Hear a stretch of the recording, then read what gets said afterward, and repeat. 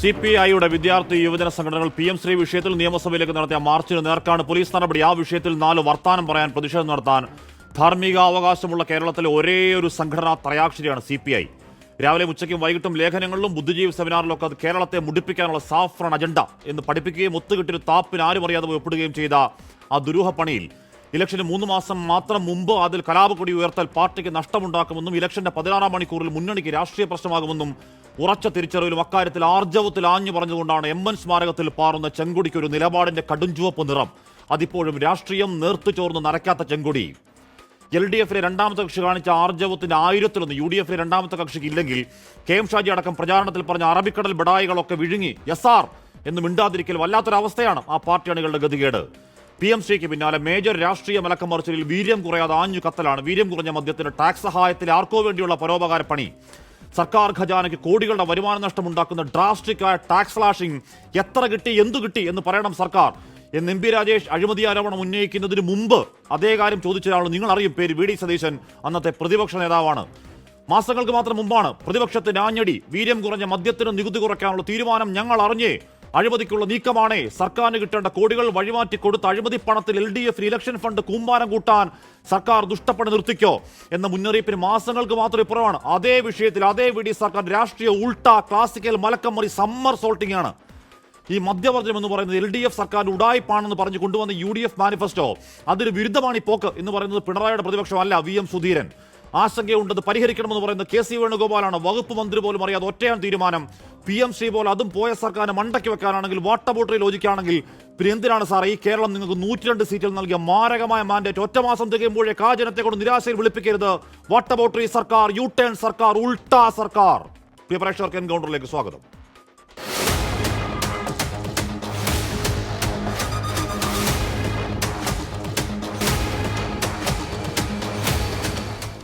Excise വകുപ്പിനെ സംബന്ധിച്ച് ഈ ഒരു വിഷയത്തിൽ നയപരമായ ഒരു തീരുമാനവും പ്രഖ്യാപിച്ചിട്ടില്ല. വീര്യം കുറഞ്ഞ മദ്യം കേരളത്തിൽ വിൽക്കണോ വേണ്ടയോ എന്നുള്ള നയപരമായ തീരുമാനത്തിൻ്റെ കാര്യമാണ് എന്നുണ്ടെങ്കിൽ അത്തരമൊരു നയപരമായ തീരുമാനവും എക്സൈസ് വകുപ്പ് സംസ്ഥാനത്ത് പ്രഖ്യാപിച്ചിട്ടില്ല. ഇപ്പം മദ്യനയത്തിൻ്റെ കാര്യത്തിലായാലും ധാതുമണലിൻ്റെ കാര്യത്തിലായാലും ചില ആശങ്കകൾ വരുന്നിട്ടുണ്ട്. തീർച്ചയായിട്ടും അത്തരം ആശങ്കകൾ ദൂരീകരിക്കേണ്ട ഉത്തരവാദിത്വം സർക്കാരിനുണ്ട്. മാത്രമല്ല, ഒരു പോളിസി ഡിസിഷൻസ് ഏതായാലും സംസ്ഥാനത്തെ ബാധിക്കുന്ന ഗവൺമെൻറ് തീരുമാനങ്ങളിലെ നയപരമായ തീരുമാനങ്ങളിൽ പാർട്ടിക്കകത്തും ചർച്ചയുണ്ടാവും. നിശ്ചയിച്ചാൽ അപ്പോൾ വിൽക്കാൻ പറ്റും, നിശ്ചയിച്ചേ ഇല്ല.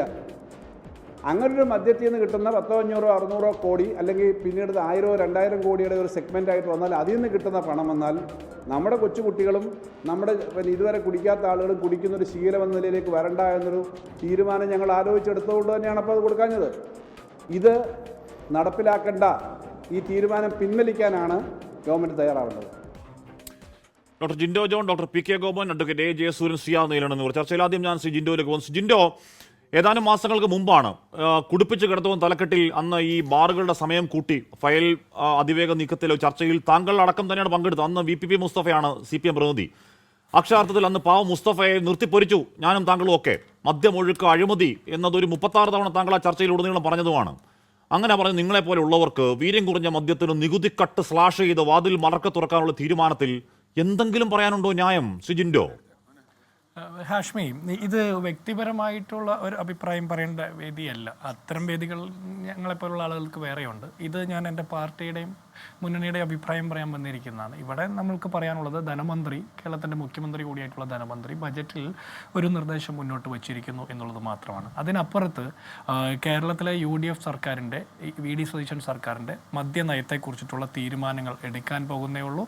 UDF-ലും മുന്നണിയിലും കോൺഗ്രസ് പാർട്ടിയിലും മന്ത്രിസഭാ യോഗത്തിലുമൊക്കെ ചർച്ച ചെയ്തതിന് ശേഷമേ മദ്യനയത്തിൽ ഒരു പ്രഖ്യാപിത നിലപാടുണ്ടാകുകയുള്ളൂ. ഇതിനു മുമ്പുള്ള LDF സർക്കാരിൻ്റെ നയപരിപാടികൾ അതേപടി തന്നെ തുടരുന്നതായിരിക്കുമോ എന്ന് ചോദിച്ചാൽ അത് ഇപ്പോൾ പറയാൻ പറ്റുന്നതല്ല. മാറ്റങ്ങൾ ഉണ്ടാകേണ്ടതാണെങ്കിൽ മാറ്റങ്ങൾ വരുത്തും. UDF-ന്റെ തന്നെ മുൻ നിലപാടുകളിൽ നിന്ന് മാറ്റം വരുത്തേണ്ടതുണ്ടെങ്കിൽ അതെല്ലാം പരിശോധിച്ച് മാറ്റം വരുത്തും. പക്ഷേ ഇപ്പോൾ അത്തരത്തിലൊരു നിലപാടില്ല, അത്തരത്തിലൊരു മദ്യനയമില്ല.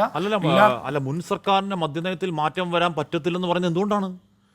അല്ല ശ്രീ ജിൻഡോ, ആ നയം തെറ്റായ നയമാണെന്ന് വാദിച്ചവരാണ് നിങ്ങൾ. ആ നയം തെറ്റായ നയമാണെന്ന് പ്രചരണത്തിൽ പറഞ്ഞവരാണ് നിങ്ങൾ. ആ നയങ്ങളൊക്കെ തെറ്റായിരുന്നു എന്ന തിരിച്ചറിവിൽ ജനം നിങ്ങൾക്ക് വോട്ട് ചെയ്തതിന്റെ ഫലമാണ്, ആത്യന്തിക ഫലമാണ് 102 സീറ്റിന്റെ വലിയ മെജോറിറ്റിയിലെ നിങ്ങളുടെ അധികാരവാഴ്ച. എന്നിട്ട് പോയ സർക്കാരിന്റെ കാലത്തെ മദ്യനയം തീർത്തുമെന്ന് ഇപ്പോൾ പറയാൻ പറ്റില്ല. എന്നെങ്ങനെയാണ് പറയാൻ പറ്റുക ജിൻഡോ? അല്ല, തീർച്ചയായിട്ടും ഹാഷ്മി പറഞ്ഞ ചോദ്യത്തിൻ്റെ, ഹാഷ്മിയുടെ നിരീക്ഷണത്തോട് 100% ഞാൻ യോജിക്കുകയാണല്ലോ. പക്ഷേ അപ്പോൾ പോലും കാലികമായിട്ടുള്ള മാറ്റങ്ങൾ വരുത്തേണ്ടതുണ്ടെങ്കിൽ വരുത്തുന്നതിന് പ്രയാസമൊന്നുമില്ല. അത് പക്ഷേ കൂടിയാലോചനകളോടുകൂടി കേരളത്തിലെ പൊതുസമൂഹത്തെ വിശ്വാസത്തിലെടുത്ത്, പൗരസമൂഹത്തെ വിശ്വാസത്തിലെടുത്ത്, UDF-നെയും കോൺഗ്രസ് നേതൃത്വത്തെയും മന്ത്രിസഭാ അംഗങ്ങളെയും എല്ലാം വിശ്വാസത്തിലെടുത്ത് ചർച്ചയിലൂടെ മാത്രമേ അത്തരത്തിലൊരു നയം ഉണ്ടാകുള്ളൂ. നിലവിൽ UDF-ന്റെ മദ്യനയം പ്രഖ്യാപിച്ചിട്ടില്ല. ബജറ്റിൽ നികുതി വകുപ്പുമായി ബന്ധപ്പെട്ട ഒരു നിർദ്ദേശം മാത്രമാണ് പ്രഖ്യാപിച്ചിട്ടുള്ളത്. അല്ല ജിൻഡോ, അങ്ങയുടെ ബുദ്ധിമുട്ടിയാണ് മനസ്സിലാക്കുന്നത്. പക്ഷേ എന്ന് പറയുമ്പോൾ ആവർത്തി ചോദിക്കാൻ ഞാൻ നിർബന്ധനാവുകയാണ്. കാരണം എന്താണ്, ഒറ്റ വർഷം മാത്രം മുമ്പാണ് ഈ പറയുന്ന വരുമാനം കുറഞ്ഞ അല്ലെങ്കിൽ വീര്യം കുറഞ്ഞ മദ്യത്തിൻ്റെ നികുതി കുറച്ച് കൊടുത്തുകൊണ്ട് ഡിസ്റ്റിലറികളിലേക്ക് പോകേണ്ട പണം ഒഴുക്കി ഇവിടെ അഴിമതി പണം ഉണ്ടാക്കി ഇലക്ഷൻ ഫണ്ട് രൂപീകരിക്കാൻ പോകുന്നു ഈ സർക്കാർ. ആ കാര്യം ഞങ്ങൾ അറിഞ്ഞു, അതുകൊണ്ട് ആ പരിപാടി വേണ്ട എന്ന് പറഞ്ഞ പ്രതിപക്ഷ അതേ തീരുമാനം നടപ്പാക്കുന്നത് എങ്ങനെയാണ്? ധനമന്ത്രിയുടെ നിർദ്ദേശത്തിൽ കൂടെ അതേ തീരുമാനം, എക്സാക്ട് അതേ തീരുമാനം. അല്ല ഹാഷ്മി, അതിൽ ഇപ്പോൾ ഞങ്ങൾക്കിപ്പോൾ LDF-നോട് വാട്ടവട്ടറി പറയാനാണെങ്കിൽ ഒരുപാട് ചോദ്യങ്ങളും ഉത്തരങ്ങളും ഉണ്ട്. അവർക്ക് എന്ത് കിട്ടിയെന്ന് ചോദിക്കാൻ ഒത്തിരി കാര്യങ്ങൾ പറയാനുണ്ട്. പക്ഷേ ഞാൻ LDF ആയിട്ടല്ലല്ലോ സംസാരിക്കുന്നത്, ഹാഷ്മിയോടാണ് സംസാരിക്കുന്നത്. കേരളത്തിൻ്റെ പൊതുസമൂഹത്തിൻ്റെ പരിച്ഛേദം എന്നുള്ള രീതിയിലാണ് മാധ്യമപ്രവർത്തനങ്ങളിൽ താങ്കളോട് സംസാരിക്കുന്നത്. അതുകൊണ്ട് തന്നെ ഞാൻ കൃത്യമായിട്ട് പറയുന്നു, UDF-ന്റെ മദ്യനയം ഇതുവരെ പ്രഖ്യാപിച്ചിട്ടില്ല. അതുമായി ബന്ധപ്പെട്ട ചർച്ചകൾ നടന്നിട്ടില്ല. കോൺഗ്രസിൻ്റെയും അഭിപ്രായം മറ്റൊന്നുമല്ല. അപ്പോൾ അക്കാര്യത്തിൽ ഒരു തീരുമാനവും പ്രഖ്യാപനവും വരുന്നത് വരെ ഇത് നികുതി വകുപ്പിൻ്റെ ഒരു ശുപാർശ മാത്രമാണ്. അത് ധനകാര്യ വകുപ്പ് ബജറ്റിലൂടെ പ്രഖ്യാപിച്ചു എന്നുള്ളതിനപ്പുറം ഇതിന് മറ്റൊരു സാങ്കത്യവും ഇല്ല എന്നുള്ളതാണ് അഭിപ്രായം. നികുതി വകുപ്പിന്റെ നിർദ്ദേശം എന്ന് പറയുമ്പോൾ കൗൺസിൽ ഓഫ് മിനിസ്റ്റേഴ്സിന്റെ തലവനാണ് മുഖ്യമന്ത്രി. അദ്ദേഹത്തിന്റെ നിർദ്ദേശമാണ്. അത് ഈ പറയുന്ന രീതിയിൽ ആരും അറിയാതെ വേറെ എവിടെയോ നിൽക്കുന്ന ഒരു ഭൂഖണ്ഡമല്ലല്ലോ. അത് ഈ സർക്കാരിന്റെ ഭാഗമാണല്ലോ. മദ്യനയം തീരുമാനിച്ചിട്ടില്ലെന്ന് പറയുമ്പോൾ ഇപ്പോൾ ഏറ്റവും പ്രധാനപ്പെട്ട കാതലായ പോയ സർക്കാർ ചിറകെട്ടി തടുത്തു നിർത്തിയ ഈ തീരുമാനത്തിലേക്ക് വളരെ പെട്ടെന്ന് എടുത്തു ചാടുകയാണ് ഏതാനും ഒറ്റ മാസങ്ങൾക്ക് ഇപ്പുറം. അല്ല ഹാഷ്മി, പോയ സർക്കാർ ചിറകെട്ടി തടുത്തു നിർത്തി എന്ന് പറയുമ്പോൾ അതിൽ എനിക്ക് വ്യത്യസ്തമായ അഭിപ്രായമുണ്ട്. അത് ഞാൻ വിചാരിക്കുന്നു അടുത്ത ഘട്ടത്തിൽ പറയാമെന്നാണ്. പക്ഷേ ഞാൻ കൃത്യമായിട്ട് വീണ്ടും പറയുന്നു, ഇത് നികുതി വകുപ്പിൻ്റെ നിർദ്ദേശം ധനകാര്യമന്ത്രി പ്രഖ്യാപിക്കുന്നു. സാധാരണഗതിയിൽ ബജറ്റ് പ്രഖ്യാപനത്തിന് മുമ്പ് ധനകാര്യ വകുപ്പ് മന്ത്രി മുഖ്യമന്ത്രിയും തമ്മിൽ കൂടിയാലോചിച്ചിട്ടാണ് അത്തരം ചർച്ചകൾ പ്രഖ്യാപനങ്ങളൊക്കെ നടക്കുക. ബജറ്റിലുള്ള മുഴുവൻ നിർദ്ദേശങ്ങളും മന്ത്രിസഭയിലെ മുഴുവൻ അംഗങ്ങളോടോ UDF-ലെ മുഴുവൻ അംഗങ്ങളോടോ ഡിസ്ക്ലോസ് ചെയ്യുന്നത് ഒരു ശരിയായ നടപടിക്രമമല്ലാത്തത് കൊണ്ടാണ് ഇങ്ങനെ ഒരു സാഹചര്യം ഇപ്പോൾ വന്നിരിക്കുന്നത്. സ്വാഭാവികമായിട്ടും പ്രഖ്യാപനത്തും നടന്നിട്ടുണ്ട്. പക്ഷേ അതിനുശേഷം UDF-ന്റെ മദ്യനയം എന്നുള്ളത് സെപ്പറേറ്റ് ഒരു തീരുമാനം തന്നെയാണ്. അക്കാര്യത്തിൽ പ്രഖ്യാപിത നിലപാടുണ്ടാവും. പൊതുസമൂഹത്തെയും എല്ലാവരെയും വിശ്വാസത്തിലെടുത്തുകൊണ്ട് തന്നെയായിരിക്കും ആ നയ പ്രഖ്യാപനം ഉണ്ടാകും. ഇവിടെ അക്കാലത്തെ എൻ്റെ ചർച്ചകളിൽ അങ്ങോടൊക്കെ ഞാൻ ആവർത്തിച്ച് പറഞ്ഞിട്ടുള്ള കാര്യമുണ്ട്, ചൂണ്ടിക്കാണിക്കാറുണ്ട്. ഭരണത്തിലിരിക്കുമ്പോൾ കാണിക്കുന്ന രാഷ്ട്രീയം മറക്കുന്ന പണികൾ പ്രതിപക്ഷത്തെത്തുമ്പോൾ നിങ്ങൾക്ക് ബാധ്യത ഉണ്ടാക്കും. അത് സമരത്തെ ഭീകരവൽക്കരിക്കുന്ന കാര്യത്തിലടക്കം PMC-യിൽ അത് കണ്ടു. സമരം ചെയ്യാൻ അവകാശം യഥാർത്ഥത്തിൽ CPIക്ക് മാത്രമാണ്. അവർ ചെയ്യുന്നുണ്ട്. മദ്യത്തിൽ വർജനം പറഞ്ഞു വന്ന് നിങ്ങൾ അടച്ച ബാറുകൾ കൂട്ടത്തോടെ തുറക്കൽ, വീര്യം കുറഞ്ഞ മദ്യം വന്ന് കോയിനേജ് ഉണ്ടാക്കൽ, ഇവിടുന്ന് ഉണ്ടാക്കുന്ന കേരള ബ്രാൻഡി, ഏതോ മദ്യക്കമ്പനിയുടെ മഴക്കുഴി എണ്ണാൻ പോകുന്ന അന്നത്തെ മന്ത്രി. യഥാർത്ഥത്തിൽ ഈ വിഷയത്തിലും ചോദ്യം ഷാർപ്പായി ചോദിക്കാൻ നിങ്ങൾ ടാക്സിൻ്റെ കാര്യത്തിൽ ഏതെങ്കിലും വിട്ടുവീഴ്ച വരുത്തിയില്ല. സർക്കാർ ഖജാനയിലേക്ക് ആ വഴി കുറച്ച് പണം കൂടെ അധികം എത്തിക്കോട്ടെ എന്ന് കരുതിയില്ല, നല്ല കാര്യം. പക്ഷേ നിങ്ങൾക്ക് ഷാർപ്പായി ധാർമ്മിക ചോദ്യങ്ങൾ ഉന്നയിക്കാൻ അവകാശമുണ്ടോ ശ്രീ ഗോപൻ? ഞങ്ങൾക്കുള്ളതുപോലെ വേറെ ആർക്കാണ് അവകാശം? നിങ്ങൾ ചില മാധ്യമങ്ങൾക്ക് പോലും അതില്ല. കാരണം നിങ്ങൾ അന്ന് ഞങ്ങളെ ഈ പ്രശ്നത്തിൽ കൈകാര്യം ചെയ്തവരാണ്. അതുകൊണ്ട് തന്നെ നിങ്ങൾക്കും പലർക്കും അത് ചോദിക്കാൻ അവകാശമില്ല. ഞങ്ങൾക്കേ ഉള്ളൂ ചോദിക്കാൻ അവകാശം. ഇവിടെ ജിൻഡോ പറഞ്ഞത് കേട്ട് കഴിഞ്ഞാൽ നമ്മുടെ നാട്ടിൽ സാധാരണ പറയാറുണ്ട്, പ്രസവ വാർഡ് എന്ന് എഴുതി വെച്ചിട്ട് പിന്നെ അടിക്ക് ബ്രാക്കറ്റിൽ സ്ത്രീകൾക്ക് മാത്രം എന്ന് എഴുതി വെക്കേണ്ട കാര്യമുണ്ടോ എന്നുള്ളത്. മദ്യനയം ഞങ്ങൾ തീരുമാനിച്ചിട്ടില്ല, നികുതി ഘടന ഞങ്ങൾ പരിഷ്കരിച്ചിട്ടുണ്ട്. നികുതി ഘടന എന്ന് പറഞ്ഞു കഴിഞ്ഞാൽ അതോടൊപ്പം തന്നെ മദ്യത്തിൻ്റെ ശതമാനം, അതിൻ്റെ ആൽക്കഹോളിക് കണ്ടൻറ്റ്, അതിൻ്റെ ആൽക്കഹോളിൻ്റെ ഉള്ളടക്കത്തിൻ്റെ അളവ് എത്രയാണെന്ന് നിശ്ചയിച്ചിട്ടാണ് നികുതി ഘടന നിശ്ചയിച്ചിരിക്കുന്നത്. ഇത്ര ശതമാനം ആൽക്കഹോളിക് കണ്ടൻറ്റ് ഉള്ളവയ്ക്കെന്നാണ്. അപ്പോൾ അതിനകത്ത് പോളിസി വന്നു ഹാഷ്മി. അതായത് എത്ര ശതമാനം ആൽക്കഹോളിക് കണ്ടൻറ്റ് ഉള്ളതിന് നിശ്ചിത ശതമാനം നികുതി എന്ന് വരുമ്പോൾ അത് പോളിസിയായി.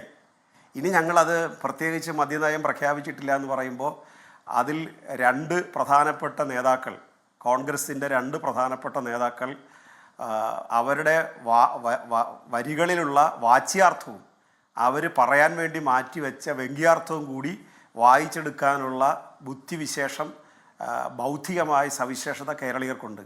അതിൽ ശ്രീ KC വേണുഗോപാലും ശ്രീ രമേശ് ചെന്നിത്തലയാണല്ലോ കേരളത്തിലെ മറ്റ് രണ്ട് ഉന്നത നേതാക്കൾ, ഒരു പക്ഷേ VD സതീശനേക്കാൾ ഉയർന്ന നേതാക്കൾ. അവർ രണ്ടുപേരും ഇന്ന് പറഞ്ഞിരിക്കുന്നത് ഇത് UDF ചർച്ച ചെയ്തിട്ടില്ല, ഈ പോളിസി അപ്പോൾ രമേശ് ചെന്നിത്തല ഒന്നുകൂടി കടത്തി പറഞ്ഞു അദ്ദേഹം മന്ത്രിസഭയുടെ ഭാഗമായതുകൊണ്ട് ധനകാര്യ വകുപ്പ് മുഖ്യമന്ത്രിയും മാത്രം അറിഞ്ഞാൽ മതി ബഡ്ജറ്റ് അവതരിപ്പിക്കുന്നത്, ബാക്കിയുള്ളത് ലീക്ക് ചെയ്യാൻ പാടില്ല. വളരെ വസ്തുതയാണത്, ബാക്കി ലീക്ക് ചെയ്യാൻ പാടില്ല. അതുകൊണ്ട് ഞങ്ങൾ അതിൻ്റെ ചർച്ചയിൽ പങ്കെടുത്തില്ലെന്നാണ് അദ്ദേഹം പറഞ്ഞത്. അപ്പോൾ ഇത് ആരുടെ കാര്യമാണ്? ഇത് വി.ഡി. സതീശൻ്റെ കാര്യമാണ്. ടീം UDF എന്ന് പറഞ്ഞ് പ്രചരിപ്പിച്ച ശ്രീ വി.ഡി. സതീശൻ ഇപ്പോൾ അയാം ദി സ്റ്റേറ്റ് എന്ന ലൂയി 14 എത്തിയിരിക്കുന്നു. ടീം UDFനെ അദ്ദേഹം പിരിച്ചുവിട്ടിട്ട് സ്വന്തമായ നിലപാട് അദ്ദേഹം പറഞ്ഞിരിക്കുന്നു എന്നാണ് ഈ രണ്ട് രാഷ്ട്രീയ നേതാക്കൾ പറഞ്ഞതിൻ്റെ മലയാളം.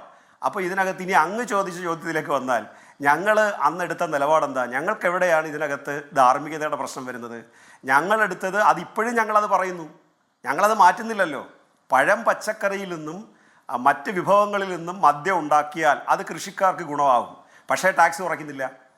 അത് വീര്യം കുറഞ്ഞ മദ്യം ഉൽപ്പാദിപ്പിക്കാൻ കേരളത്തിലെ കശുമാങ്ങ കർഷകരോ കേരളത്തിലെ മറ്റ് പഴങ്ങൾ, അതായത് ഈ പൈനാപ്പിളോ മുന്തിരിയോ അങ്ങനെയൊക്കെയാണല്ലോ ഇതിനെന്തൊക്കെ ഉപയോഗിക്കുന്നെന്നുള്ളത് എനിക്ക് കൃത്യമായി പറയാൻ പറ്റില്ല. അങ്ങനെയുള്ള പഴവർഗ്ഗങ്ങൾ ഉപയോഗിച്ച് മദ്യം ഉണ്ടാക്കി കഴിഞ്ഞാൽ അത് വീര്യം കുറഞ്ഞ മദ്യമായിട്ട് ഉൽപ്പാദിപ്പിക്കുന്നതിനാണ് ഞങ്ങൾ തത്വത്തിൽ അംഗീകരിച്ചത്. പക്ഷേ അത് പൂർണ്ണമായിട്ടും ചർച്ച ചെയ്ത് പൂർത്തീകരിച്ചൊരു കാര്യമല്ല. എന്നാൽ അതിൽ നികുതി ഘടനയിൽ കുറവ് വരുത്തിയിട്ടില്ല. ഇവിടെ വരാൻ പോകുന്ന പ്രശ്നം എന്താ? 251% നികുതി എന്ന് പറഞ്ഞാൽ 100 രൂപ വിലയുള്ള മദ്യത്തിന് 351 രൂപ കൊടുക്കണം.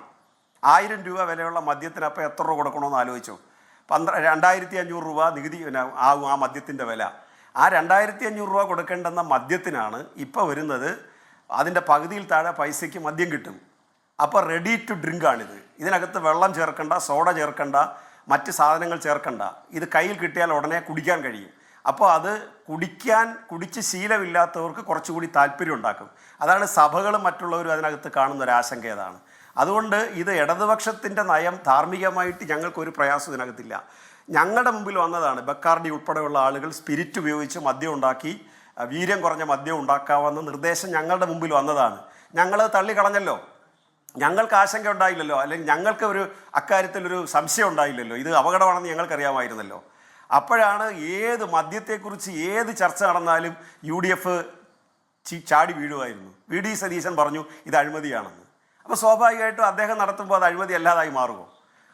മാത്രമാണോ കർണാടക ലോബിയും കേരളത്തിലെ മദ്യമേഖലയുമായിട്ടുള്ള ബന്ധം ആർക്കറിയാൻ വയ്യാത്ത? കർണാടക ആരാ ഭരിക്കുന്നത്? കർണാടകത്തിലെ മദ്യലോബി എന്ന് പറഞ്ഞാൽ ഇന്ത്യയിലെ തന്നെ ഏറ്റവും വലിയ മദ്യലോബികളിൽ ഒന്നാണ്.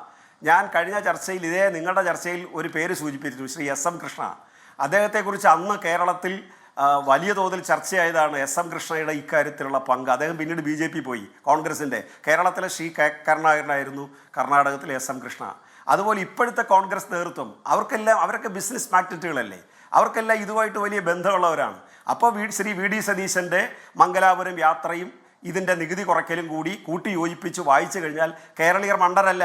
അതുകൊണ്ടാണ് ശ്രീ KC വേണുഗോപാലും ശ്രീ രമേശ് ചെന്നിത്തലയെ ആ പോളിസിയെ സംബന്ധിച്ച് പറഞ്ഞുകൊണ്ട് പ്രതിരോധം തീർക്കാൻ പരിശ്രമിക്കുകയാണ് അവർ ചെയ്തത്. അവർ പറഞ്ഞതിനകത്തെല്ലാം അടങ്ങിയിട്ടുണ്ട്. ഞങ്ങൾ പ്രത്യേകിച്ച് പറയേണ്ട കാര്യമില്ല. ആ പ്രതിരോധ സംരക്ഷണത്തിനകത്ത് തന്നെ കാര്യങ്ങൾ അടങ്ങിയിട്ടുണ്ട്. ടീം UDF അല്ല കാര്യങ്ങൾ തീരുമാനിക്കുന്നത്, ശ്രീ വി.ഡി. സതീശനാണ്. അതുകൊണ്ട് കേരളത്തിൽ വലിയ മദ്യക്കമ്പനികൾക്ക് മദ്യം ഒഴുക്കാനും പുതിയ തലമുറയെ ലഹരിയിലേക്ക് ആകർഷിക്കാനുമുള്ള ഒരു പരിപാടിയായിട്ടാണ് നടത്തുന്നത്. ഇത് അനുവദിക്കുന്ന പ്രശ്നമേ ഇല്ല ശ്രീ ഹാഷ്മി. ഓക്കെ, ഞാൻ ജിൻഡോയിലേക്ക് മറുപടി കേൾക്കാം. അതിന് ശ്രീ A ജയസൂരിന് ഇവിടെ പ്രശ്നം എന്താണ്? ഈ പറഞ്ഞ നികുതി കൂട്ടുന്നോ കുറയ്ക്കുന്നോ എന്നതിനപ്പുറം ആത്യന്തികമായ അടിത്തറ മദ്യനയത്തെ പറ്റിയുള്ളതാണല്ലോ. യഥാർത്ഥത്തിൽ BJPയുടെ മദ്യവുമായി ബന്ധപ്പെട്ട ഒരു രാഷ്ട്രീയ നിലപാട് എന്താണ്? പരമാവധി വിറ്റ് കാശ് ഖജാനയിലേക്ക് വരട്ടെ എന്നതാണോ, അതോ അത് ജനത്തിൻ്റെ ആരോഗ്യ പ്രശ്നമായി കണക്കാക്കി വരുമാനം റെസ്ട്രിക്ട് ചെയ്യണം എന്നതാണോ നിങ്ങളുടെ ആ വിഷയത്തിൽ ക്ലാരിറ്റി, ശ്രീ ജയസൂര്യൻ? വളരെ വ്യക്തമായിട്ട് പറയാം. മദ്യനയം കൃത്യമായിട്ടും നിയന്ത്രിച്ചു കൊണ്ടുവന്ന് ജനങ്ങളുടെ ആരോഗ്യത്തെ സംരക്ഷിക്കുക തന്നെ വേണം. ആ തലത്തിലാണ് അഖിലേന്ത്യാ തലത്തിൽ നമ്മൾ ഏത് സംസ്ഥാനത്ത് നോക്കിയാലും കാണാൻ കഴിയുന്ന ചിത്രം. അഖിലേന്ത്യാ തലത്തിൽ കള്ളുഷാപ്പുകളുടെ അല്ലെങ്കിൽ മദ്യഷാപ്പുകളുടെ ഇതിൻ്റെയൊക്കെ എണ്ണം എടുത്തു നോക്കിയാൽ 23,000 പേരിൽ 23,000 പേർക്കാണ് ഒരു മദ്യശാല വരുന്നത്. പക്ഷേ ഏറ്റവും കൂടുതൽ കേരളത്തിൽ വരുന്നത് 4,903 മലയാളിക്ക് ഒരു മദ്യശാല എന്ന നിലയിലാണ് വന്നിരിക്കുന്നത്. ഇത് കൂടുതലുള്ളത് ഗോവയിൽ മാത്രമാണ്. ഗോവയിൽ ഉൽപ്പാദിപ്പിക്കുന്ന അല്ലെങ്കിൽ വിൽക്കുന്ന മദ്യം എന്ന് പറയുന്നത് ഗോവക്കാർക്ക് കുടിക്കാനുള്ളതല്ല, അത് മറ്റുള്ളവരെ വാങ്ങുന്നതെന്നുള്ളത് നമുക്ക് എല്ലാവർക്കും അറിയാം. അത് ഒഴിച്ചു നിർത്തിയാൽ, ഗോവ മാറ്റി നിർത്തിയാൽ, ഇന്ത്യയിൽ ഏറ്റവും കുറവ് ആൾക്കാർക്ക് ഏറ്റവും കൂടുതൽ മദ്യശാലയുള്ളത് കേരളത്തിലാണ്. അതായത് 4903 മലയാളിക്ക് കേരളത്തിൽ ഒരു മദ്യശാലയുണ്ട്. എന്നാൽ ഇത് അഖിലേന്ത്യാ ശരാശരി 23,000 പേർക്ക് ഒരു മദ്യശാല എന്നുള്ളതാണ്. ഇതിന്റെ കാരണം എന്താണ്? സംസ്ഥാനത്തിന്റെ തനത് നികുതി വരുമാനത്തിന്റെ 24% മദ്യത്തിൽ നിന്ന് ആണ് കേരളത്തിന് ലഭിക്കുന്നത്. ഇത് ഇന്ത്യയിലെ ഏറ്റവും ഉയർന്ന നമ്പർ 1 എന്ന് പറയുന്ന ഒരു നിലവാരമാണ്. ഇന്ന് നമുക്ക് എത്രയൊക്കെ മദ്യശാലകളാണ് കേരളത്തിലുള്ളതെന്നൊന്ന് പരിശോധിച്ച് നോക്കിയാൽ ഞെട്ടിപ്പോകും.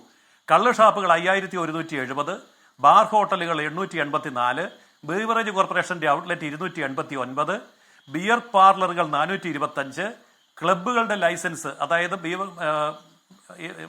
മദ്യം വിൽക്കാനുള്ള ലൈസൻസ് ഉള്ള ക്ലബ്ബുകൾ 45, 6813 മദ്യശാലകൾ കേരളത്തിൽ നിയമാനുസൃതം പ്രവർത്തിക്കുന്നുണ്ട്. ഇത് ശരിക്കും പറഞ്ഞാൽ ഇത് വർദ്ധിപ്പിച്ചുകൊണ്ടല്ലാതെ സംസ്ഥാനത്തെ ഇടത് വലത് മുന്നണികൾക്ക് മുന്നോട്ട് പോകാൻ കഴിയില്ല. കാരണം അവരെ സംബന്ധിച്ചിടത്തോളം വരുമാനത്തിന്റെ ഏറ്റവും വലിയ സ്രോതസ് എന്നുള്ള നിലയിൽ മദ്യത്തെ കാണുമ്പോൾ മദ്യം ഏറ്റവും കൂടുതൽ വിറ്റഴിച്ചുകൊണ്ട്, കൂടുതൽ ഔട്ട്ലെറ്റുകൾ തുറന്നുകൊണ്ട്, മലയാളികളെ മുഴുവൻ മദ്യത്തിൽ മുക്കിക്കൊണ്ട് മാത്രമേ ഇവിടെ ഒരു ഖജനാവിനെ സമ്പന്നമാക്കാൻ പറ്റൂ എന്ന പ്രത്യയശാസ്ത്രവും സാമ്പത്തിക നിരീക്ഷണവും സാമ്പത്തിക സമീപനവുമാണ് LDF UDF മുന്നണികൾ പിന്തുടർന്നു വരുന്നത്. ഇക്കാര്യത്തിൽ LDFനും UDFനും യാതൊരു വ്യത്യാസവുമില്ല. പരസ്പരം മത്സരിക്കുകയാണ് എന്നുള്ളതാണ് ഇവിടെ വ്യക്തമായിട്ട് നമ്മൾ കാണുന്ന കാഴ്ച. ഇത് ഇന്ത്യയിലെ മറ്റൊരു സംസ്ഥാനത്ത് നമുക്ക് ഷാപ്പുകളൊക്കെ പറയുന്നത് ഒരുപാടുണ്ട്. അങ്ങ് UP-യിൽ പോയിട്ടുള്ള ആളാണല്ലോ. അങ്ങ് നിങ്ങൾ ഭരിക്കുന്ന UP-യിൽ പോയ സാമ്പത്തിക വർഷം കിട്ടിയ വരുമാനം 57,700 കോടിയാണ്. 1.9% GST യുടെ ഭാഗം. അത് കേരളത്തെക്കാൾ കൂടുതലാണ്. കേരളം 1ാം സ്ഥാനമല്ല കാര്യത്തിൽ. ലോട്ടറി അലോട്ട്മെന്റിലൂടെ, പ്രൈവറ്റ് ലൈസൻസിലൂടെയൊക്കെ ആയിരക്കണക്കിന് ഔട്ട്ലെറ്റുകൾ. കൂടുതൽ കള്ളു വിൽക്കുന്നവർക്ക് ഇൻസെന്റീവ് കൊടുക്കുന്നുണ്ട് അവിടെ. ഈ വീര്യം കുറഞ്ഞ മദ്യമൊക്കെ എന്നേ ഒഴുകി തുടങ്ങുക എവിടെയും കിട്ടും. അവിടെ മാത്രം മതി അതൊക്കെ. അതുകൊണ്ട് ഈ മദ്യത്തിന് കിട്ടുന്ന വരുമാനത്തിന്റെ കാര്യത്തിൽ, കാശ് വന്നോണ്ടത്തിന്റെ കാര്യത്തിൽ അതിനെ പ്രോത്സാഹിപ്പിക്കുന്ന നയം നിങ്ങളുടെ സർക്കാർ അവിടെ UP സ്വീകരിക്കുന്നുണ്ട്. 57,700 കോടി. അത് കേരളത്തിൽ എത്രയാണെന്നറിയോ? അതിന്റെ പകുതി ഇല്ല. ഒരിക്കലുമില്ല. അല്ലല്ല ഹാഷ്മി, അവിടുത്തെ ജനസംഖ്യ എത്രയാ? അവിടുത്തെ ടേൺ ഓവർ എത്രയാ? അവിടുത്തെ സാമ്പത്തിക സ്ഥിതി എത്രയാ? അത് വെച്ച് നോക്കുമ്പോൾ 24 കോടി ജനസംഖ്യയുണ്ട് UP-യിൽ. ഇവിടെ എത്രയുണ്ട്? 3.5 കോടി. ഈ 3.5 കോടിയുടെ ശരാശരിയും 24 കോടിയുടെ UP-യും തമ്മിൽ താരതമ്യപ്പെടുത്താൻ പറ്റില്ല. സംസ്ഥാനത്തെ വെച്ച് നോക്കുമ്പോൾ കേരളത്തിന്റെ ശരാശരിയുമായി താരതമ്യപ്പെടുത്തിയാൽ കേരളം വളരെ മുകളിലാണ്. കേരളം കണക്കിന്റെ വലിപ്പമല്ല, സംഖ്യയുടെ വലിപ്പമല്ല, അവിടുത്തെ ജനസംഖ്യയും അവിടുത്തെ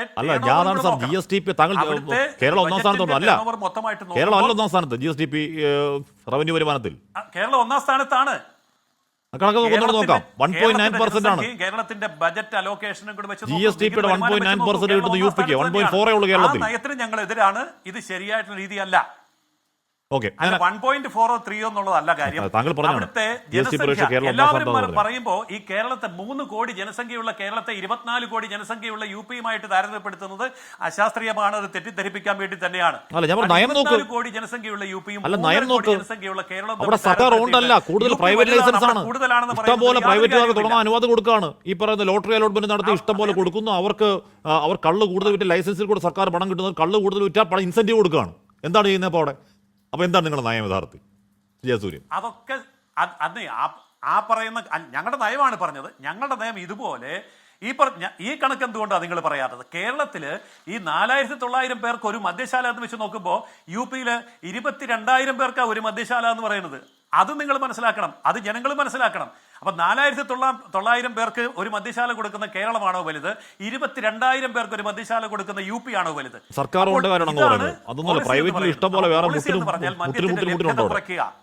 മദ്യത്തിന്റെ ലഭ്യത കുറയ്ക്കുക. അത് പ്രൈവറ്റ് ആണെങ്കിലും അത് പ്രൈവറ്റ് ആണ്. ഇതിന്റെ പ്രൈവറ്റും ഗവൺമെന്റും വെച്ച് നോക്കിയാൽ കേരളത്തിൽ എത്ര ഗവൺമെന്റിനുള്ളത്?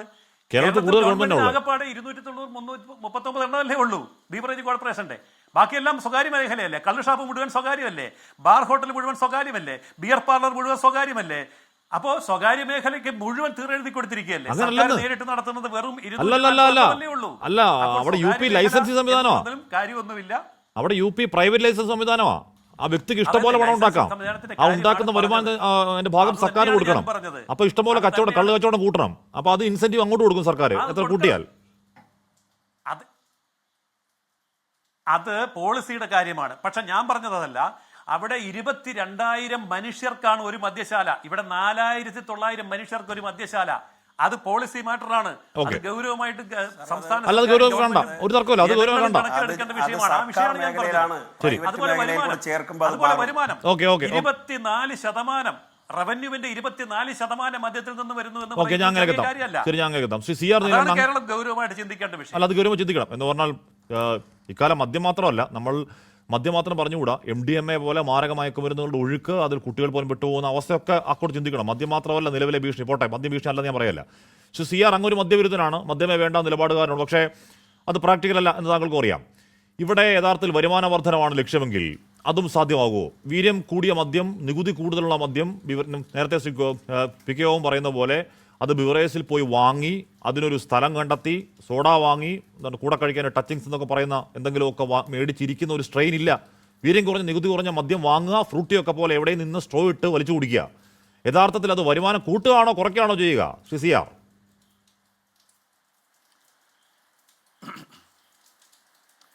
അല്ല, ഒന്നാമത്തെ കാര്യം, മദ്യത്തിൻ്റെ വ്യാപനം അത് ഏത് സർക്കാർ നടത്തിയാലും അതിനെ ശക്തമായി എതിർക്കുന്ന ഒരു വലിയ സമൂഹം കേരളത്തിലുണ്ട്, ഒരു പൊതുസമൂഹം.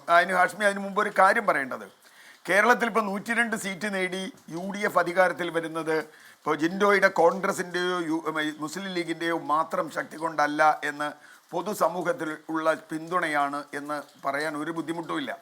ആ പൊതുസമൂഹം എന്ന് പറയുന്നതിൽ LDFിലുള്ളവരും UDFിലുള്ളവരും ഇതിൽ രണ്ടിൽ പെടാത്തവരും ഈ പൊതുസമൂഹത്തിലുണ്ട്. ഗവൺമെൻറ്റിനെ വളരെ വിജിലൻ്റായി വാച്ച് ചെയ്തുകൊണ്ടിരിക്കുക. കഴിഞ്ഞ 10 വർഷത്തെ ഗവൺമെൻറ്റിൻ്റെ തെറ്റായ നയങ്ങൾ, അത് മദ്യനയമായാലും PM ശ്രീ ആയാലും കരിമണൽ ഖനനമായി, 3 വിഷയം ഇപ്പോൾ തർക്കം വന്നുകൊണ്ടാണ്.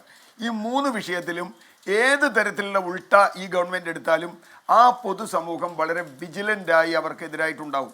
ഒരു മാസം കൊണ്ട് തന്നെ അത് വ്യക്തമായി കണ്ടതാണല്ലോ, വളരെ കൃത്യമാണ്. അതുകൊണ്ട് ആ പൊതുസമൂഹത്തെ അവഗണിച്ചതാണ് ഇടതുപക്ഷത്തിന് പറ്റിയ പ്രശ്നം. ഇപ്പോൾ ഇവിടെ പറഞ്ഞില്ലേ, സതീശൻ ഒറ്റയ്ക്ക് തീരുമാനമെടുത്തു, വളരെ തെറ്റായൊരു കാര്യമാണ്. നമുക്ക് മറ്റൊരു പിണറായി വിജയനല്ല കേരളത്തിൽ ആവശ്യം. കേരളത്തിൽ ആവശ്യമുള്ളത്, ഇപ്പോൾ ടീം UDF എന്ന് അദ്ദേഹം പറയുന്നുണ്ടെങ്കിലും അത് ചെയ്തില്ല. ഇനി അതിൻ്റെ ബഡ്ജറ്റ് ടെക്നിക്കാലിറ്റീസിലേക്ക് ഞാൻ പോകുന്നില്ല. പക്ഷെ അതിനേക്കാളൊക്കെ പ്രധാനമായി ഇവിടെ മദ്യനയം, LDFിൻ്റെ മദ്യനയവും UDFിൻ്റെ മദ്യനയവും ഒന്നാണോ? ആ ചോദ്യം ഇതുവരെ തീരുമാനിക്കപ്പെട്ടിട്ടില്ല എന്ന് പറഞ്ഞു. അത് തീരുമാനിച്ചിട്ട് പോരെ ഈ നികുതിയുടെ കാര്യം തീരുമാനിക്കാൻ? അവിടെ ഒരു വലിയ തെറ്റ് പറ്റിയിട്ടുണ്ടെന്ന് അംഗീകരിക്കുക തന്നെ വേണം. ഇന്ന് ഞാൻ മനസ്സിലാക്കുന്നത്, മാധ്യമങ്ങളിൽ ലിജു പറഞ്ഞതുപോലെ ആ നികുതി നിർദ്ദേശം റദ്ദാക്കണം എന്ന അഭിപ്രായം തന്നെയാണ് എനിക്കുള്ളത്. ഒന്നാമത്തെ കാര്യം. രണ്ടാമത്തെ വിഷയം, മദ്യം. ഇപ്പോൾ LDFിൻ്റെ കാലത്ത് നമുക്ക് മദ്യനയത്തിനെതിരെ നമ്മൾ എന്തു പറഞ്ഞിട്ടും കാര്യമില്ല. നേരത്തെ പറഞ്ഞതുപോലെ 1000-ഓളം ബാറുകളും മറ്റ് ഔട്ട്ലെറ്റുകളും, എന്തിന് നേരത്തെ ഹാഷ്മി തന്നെ പറഞ്ഞ അവിടെ എലപ്പുള്ളിയിൽ ഒരു കുഴിയെണ്ണാൻ പോയൊരു കഥ നമുക്കറിയാമല്ലോ അല്ലേ? എത്ര ശക്തമായി എതിർത്തു. ഇപ്പോൾ അക്കാര്യത്തിൽ പോലും CPI ഒരു വളരെ മൃദുവായിട്ട് ഞങ്ങൾ അതിനോട് യോജിപ്പില്ല, പക്ഷേ എന്നൊക്കെ പറഞ്ഞു തന്നു. പക്ഷേ ഞാൻ പറഞ്ഞത്, ഈ ഗവൺമെൻറ്റിൻ്റെ ഒരു അഡ്വാൻറ്റേജ് ഞാൻ പറയാം, ഒരു അഡ്വാൻറ്റേജ് പറയാതിരിക്കാൻ പറ്റില്ല. കാരണം ഈ പൊതുസമൂഹവും കോൺഗ്രസിനകത്ത് ഇപ്പോൾ VM സുധീരനെ പോലെ ഒരാൾ, അദ്ദേഹം LDFിനെതിരെ പറഞ്ഞ അതേ വീര്യത്തോടെ ഈ പറഞ്ഞ കരിമണൽ ഖനനത്തിനും മദ്യനയത്തിനുമെതിരായി പറയാൻ കഴിയുന്നു. അങ്ങനെ ഒരാൾ LDFിൽ ഉണ്ടാവുമോ? ജീവിതത്തിൽ ഉണ്ടാവില്ലല്ലോ. അപ്പോൾ ഏകാധിപത്യം സതീശൻ ഒറ്റയ്ക്ക് എടുത്തു എന്ന് പറയുന്നത് തെറ്റാണ്. 10 വർഷമായി ഏകാധിപത്യം പിണറായി എടുത്തത് അതിലേറെ വലിയ തെറ്റാണെന്ന് ഗോപൻ പറഞ്ഞില്ലെങ്കിൽ ഈ താരതമ്യത്തിന് ഒരർത്ഥവുമില്ല. കഴിഞ്ഞ 10 വർഷമായി അതാണല്ലോ അവർ തന്നെ വിലയിരുത്തിയത്. ഞാനല്ലാതെ മറ്റാരുണ്ടെന്ന് ചോദിച്ചത് തെറ്റായിരുന്നു. അത് സതീശനും ആവർത്തിക്കാൻ പാടില്ല. ഞാനല്ലാതെ മറ്റാരുണ്ടെന്ന് സതീശൻ പറഞ്ഞാൽ അന്ന് തീരും സതീശൻ അല്ല ആരായാലും. കാരണം കേരളം അത് അംഗീകരിക്കുന്നില്ല. അപ്പോൾ ഇവിടെ പ്രശ്നം എന്താ? പ്രശ്നം മദ്യനയം തീരുമാനിക്കാതെ മദ്യത്തിൻ്റെ ടാക്സ് ഏർപ്പെടുത്തി അത് പിൻവലിക്കുക തന്നെ വേണം. ഇനി ലഘുവായ മദ്യം, അത് പിന്നെ പഴച്ചാറിന്നായാലും വേറെ എന്ത് ചെയ്യുന്നത്. ഞാൻ LDFിൻ്റെ മദ്യനയത്തിൽ ഈ വീര്യം കുറഞ്ഞ മദ്യം എന്ന് എഴുതിയിട്ടുണ്ട്, അതിലെവിടെയും പഴച്ചാറില്ല. അത് പിന്നെ വന്നൊരു കാര്യമാണ്, പഴച്ചാറിൻ്റെ ഒന്നുമില്ല. ആ മദ്യനയത്തിൽ വീര്യം കുറഞ്ഞ മദ്യം കേരളത്തിൽ വിൽക്കും, കേരളത്തിൽ കൊണ്ടുവരാം എന്നൊരു മദ്യനയം വന്നു. പിന്നെ അത് മുമ്പോട്ട് പോയില്ല. അതിൽ പഴച്ചാറാണെന്നോ ഒന്നും ആ മദ്യനയത്തിൽ വ്യവസ്ഥയില്ല. പിന്നെ വന്ന വിശദീകരണമാണ് പഴച്ചാറിൽ നിന്ന് എടുക്കാമെന്ന്. പഴച്ചാറിൽ നിന്നാണെങ്കിൽ പോലും ഞാൻ പറയുന്നു, അങ്ങനെ ഒരു മദ്യ ഉൽപ്പാദനം, ഉപഭോഗം കേരളം, മദ്യം മാത്രമല്ല മയക്കുമരുന്നും, എങ്ങനെ അത് കുറയ്ക്കാൻ കഴിയും? ഇപ്പോൾ വിമുക്തി പദ്ധതി വന്നു. വിമുക്തി പദ്ധതിയെ നമ്മളൊക്കെ പിന്തുണച്ച ആളുകളാണ്. ചെയ്യാവുന്ന അത്ര ഇടങ്ങളിൽ നമ്മളതിനെ പിന്തുണച്ചു. ഇപ്പം തൂഫാൻ വരുന്നു, തൂഫാനെ നമ്മൾ പിന്തുണയ്ക്കുന്നുണ്ട്. കാരണം എന്താ? കേരളത്തിൻ്റെ സാമൂഹ്യാരോഗ്യം, വ്യക്തിപരമായ ആരോഗ്യം മാത്രമല്ല കാശ്മീർ, ഇത് സാമൂഹ്യാരോഗ്യമാണ് തകരുന്നത്. ആ സാമൂഹ്യാരോഗ്യം, വാഹനാപകടങ്ങൾ, മറ്റ് അതിക്രമങ്ങൾ, അക്രമങ്ങൾ, ഹിംസാത്മകത, ഇതൊക്കെ വർദ്ധിക്കുന്നതിന് മദ്യവും മയക്കുമരുന്നും ഒരുപോലെ അതിൻ്റെ വ്യാപനം അതിന് ചെയ്യുന്നു, അത് സഹായിക്കുന്നു. അതുകൊണ്ടാണ് അതിനെ എതിർക്കേണ്ടി വരുന്നത്. അതിപ്പോൾ ഇനിയിപ്പോൾ UDF ഇപ്പോൾ നാളെ കഞ്ചിക്കോടോ അല്ലെങ്കിൽ വേറെ എവിടെയെങ്കിലും UDF ഒരു ബ്രൂവറി കൊണ്ടുവരാൻ വന്നാലും ഞങ്ങളെപ്പോലുള്ളവർക്ക് അത് എതിർക്കും, VM സുധീരൻ അതിനെ എതിർക്കും. അങ്ങനെ എതിർക്കുന്നവരുണ്ട്. പിന്നെ കോൺഗ്രസിനകത്തൊരു കറക്ഷൻ, ആ കറക്ഷൻ ഉള്ളത് നല്ലതാണെന്ന് ഞാൻ പറയുന്നത്. കാരണം ജനാധിപത്യത്തിൽ കക്ഷി മാത്രമല്ല പ്രധാനം, കക്ഷിക്കകത്ത് ജനാധിപത്യമുണ്ട്. ട്രംപിനെ എതിർക്കുന്ന റിപ്പബ്ലിക്കൻസ് ഉണ്ടല്ലോ ഹാഷ്മി, അല്ലേ? ട്രംപിനെ സപ്പോർട്ട് ചെയ്യുന്ന ഡെമോക്രാറ്റ്സ് ഉണ്ട് അമേരിക്കയിൽ, അതിനൊരു തെറ്റുമില്ല. ട്രംപ് റിപ്പബ്ലിക്കൻ ആണെങ്കിൽ ട്രംപിനെ എതിർക്കുന്ന അതാണ് ജനാധിപത്യം. അതുകൊണ്ട് എൻ്റെ കക്ഷിയിൽ പറഞ്ഞ ആളുകൾ ഞാൻ ആരും മിണ്ടരുത്, എൻ്റെ മുന്നണിയിൽ ആരും മിണ്ടരുത്. ഇപ്പോൾ PM ശ്രീയുടെ കാര്യം പറഞ്ഞില്ലേ, PM ശ്രീ മന്ത്രിസഭയിൽ ചർച്ച ചെയ്തെങ്കിൽ അത് ഒപ്പിടാൻ പറ്റുമായിരുന്നു? പറ്റില്ലല്ലോ, പറ്റില്ല. അപ്പം ഞാൻ പറഞ്ഞത് ഈ കാര്യത്തിൽ കേരളത്തിലെ പൊതുസമൂഹം വളരെ വിജിലൻ്റായി നിൽക്കുന്നു. തീർച്ചയായും പ്രതിപക്ഷം ഈ ചെയ്യുന്ന സമരങ്ങളോടൊപ്പം ഞങ്ങളുണ്ടാവും ഈ കാര്യത്തിൽ. കാരണം വേറെ ഒന്നും കൊണ്ടുമല്ല, ഈ പൊതുസമൂഹത്തെ സംബന്ധിച്ചിടത്തോളം നമ്മളെപ്പോഴും ഒരു പ്രതിപക്ഷമായിട്ട് തന്നെയാണ്. അങ്ങയുടെ ക്ലാസിക്കൽ നിലപാട് എതിർപ്പുമാണ്, അത് സഭകളിലും ഒക്കെ പറയുന്ന അതേ എതിർപ്പ്. പക്ഷേ നമുക്ക് ഈ വരുമാന കാര്യം നോക്കി ഉത്തർപ്രദേശിന്റെ പോയ വർഷം ആനുവൽ എക്സൈസ് അബ്സല്യൂട്ട് റവന്യൂ 57,700 കോടിയാണ്, കർണാടകയ്ക്ക് 41,000 കോടിയാണ്, മഹാരാഷ്ട്രയ്ക്ക് അത് 34,000 കോടിയാണ്, ആന്ധ്രാപ്രദേശ് 27,000 കോടിയാണ്, തമിഴ്നാടിന് 20,000 കോടിക്ക് മുകളിലാണ്, ഇൻക്ലൂഡിംഗ് സ്റ്റേറ്റ് ലിക്വിഡ് റെസിപ്റ്റോട് ചേർത്ത്. തെലങ്കാനയ്ക്ക് അത് 18,000-നും 20,000-നും ഇടയ്ക്ക് കോടികളാണ്, ഹരിയാനയ്ക്ക് 14,300 കോടിയാണ്, വെസ്റ്റ് ബംഗാളിന് 11,000 മുതൽ 12,000 കോടിയാണ്, പഞ്ചാബിന് 11,800 കോടിയാണ്, മധ്യപ്രദേശിന് 10,000 കോടിക്ക് മുകളിലാണ്. അത് കഴിഞ്ഞേ ഉള്ളൂ കേരളം. അതുകൊണ്ട് റവന്യൂ ഒഴിവാക്കി ആരും മദ്യം കുടിക്കേണ്ട എന്നൊരു സംസ്ഥാനം പറയാൻ വഴിയില്ല. തിരികെ തമിഴ്നാടുകൾക്ക് ശേഷം ജിൻഡോ ശ്രീ AP അനിൽകുമാർ ചോദ്യത്തിന് ശ്രീ MP രാജേഷ് പറഞ്ഞ മറുപടി ഇപ്പോഴും സവാരകൾ കിടപ്പുണ്ട്. അതിൽ ശ്രീ അനിൽകുമാറിന്റെ ചോദ്യം, സർക്കാരിന്റെ മദ്യനയത്തിൽ വൻകിട ഡിസ്റ്റിലറികൾ ഒഴിവാക്കി കാർഷിക ഉൽപ്പന്നങ്ങളിൽ നിന്നും പഴച്ചാറുകളിൽ നിന്നും തദ്ദേശീയമായി വീര്യം കുറഞ്ഞ മദ്യം ഉൽപ്പാദിച്ച് വിതരണം ചെയ്ത ചെറുകിട കർഷകർക്ക് വരുമാന വർധന ഉണ്ടാക്കുന്ന പദ്ധതികൾ ആവിഷ്കരിക്കുന്ന പ്രഖ്യാപനം പരിഗണനയിലുണ്ടോ? അപ്പം അന്നത്തെ മന്ത്രിയുടെ മറുപടി, കേരളത്തിലെ കാർഷിക മേഖലയുടെ ഉന്നമനത്തിനും കൂടുതൽ തൊഴിലവസരങ്ങൾ സൃഷ്ടിക്കുന്നതിനും സംസ്ഥാനത്ത് ഉൽപ്പാദിപ്പിക്കുന്ന ധാന്യങ്ങൾ ഒഴികെയുള്ള കാർഷിക ഉൽപ്പന്നങ്ങളിൽ നിന്ന് വൈനും വീര്യം കുറഞ്ഞ മദ്യവും ഉൽപ്പാദന അനുമതി നൽകാൻ തീരുമാനം എടുത്തിരുന്നു. അതിനടിസ്ഥാന സുവാൻസോ. B ചോദ്യം, വീര്യം കുറഞ്ഞ മദ്യത്തിന്റെ ഉൽപ്പാദനത്തിനും വിപണനത്തിനും അനുമതി തേടി ബക്കാഡിയ കമ്പനി അപേക്ഷ സമർപ്പിച്ചിരുന്നോ? പ്രസ്തുത അപേക്ഷയിൽ പറയുന്ന വീര്യം കുറഞ്ഞ മദ്യത്തിലെ ആൽക്കഹോൾ അളവ് എത്രയാണ്? ബക്കാഡി ഇന്ത്യ ലിമിറ്റഡ് സ്ഥാപനം അവരുടെ ഉൽപ്പന്നമായ ബക്കാഡി ബ്രീസർ, ബക്കാഡി പ്ലസ് എന്നീ ലഹരി പാനീയങ്ങൾ കേരളത്തിൽ വിൽപ്പന നടത്താനുള്ള അനുമതിക്കായി അപേക്ഷ സമർപ്പിച്ചിരുന്നു പറയുന്നു. മൂന്നാമത്തെ ചോദ്യം, പ്രസ്തുത മദ്യത്തിന് പ്രത്യേക നികുതി ഏർപ്പെടുത്തണമെന്ന ആവശ്യം കമ്പനി മുന്നോട്ട് വെച്ചിരുന്നോ? പ്രത്യേക നികുതി ഏർപ്പെടുത്തണമെന്ന അപേക്ഷ എക്സൈസ് വകുപ്പിന് കിട്ടിയിട്ടില്ല. ജിൻഡോ, അങ്ങനെ ആ കമ്പനിക്ക് പോലും ആവശ്യമില്ലാത്ത ഒരു തീരുമാനത്തിലേക്ക് നിങ്ങൾ പോകുന്നത് എങ്ങനെയാണ്? ആ കമ്പനി പോലും നികുതി കുറയ്ക്കണമെന്ന് ആവശ്യപ്പെട്ടിട്ടില്ല അപേക്ഷയിൽ, അതോ അപേക്ഷ കിട്ടിയോ?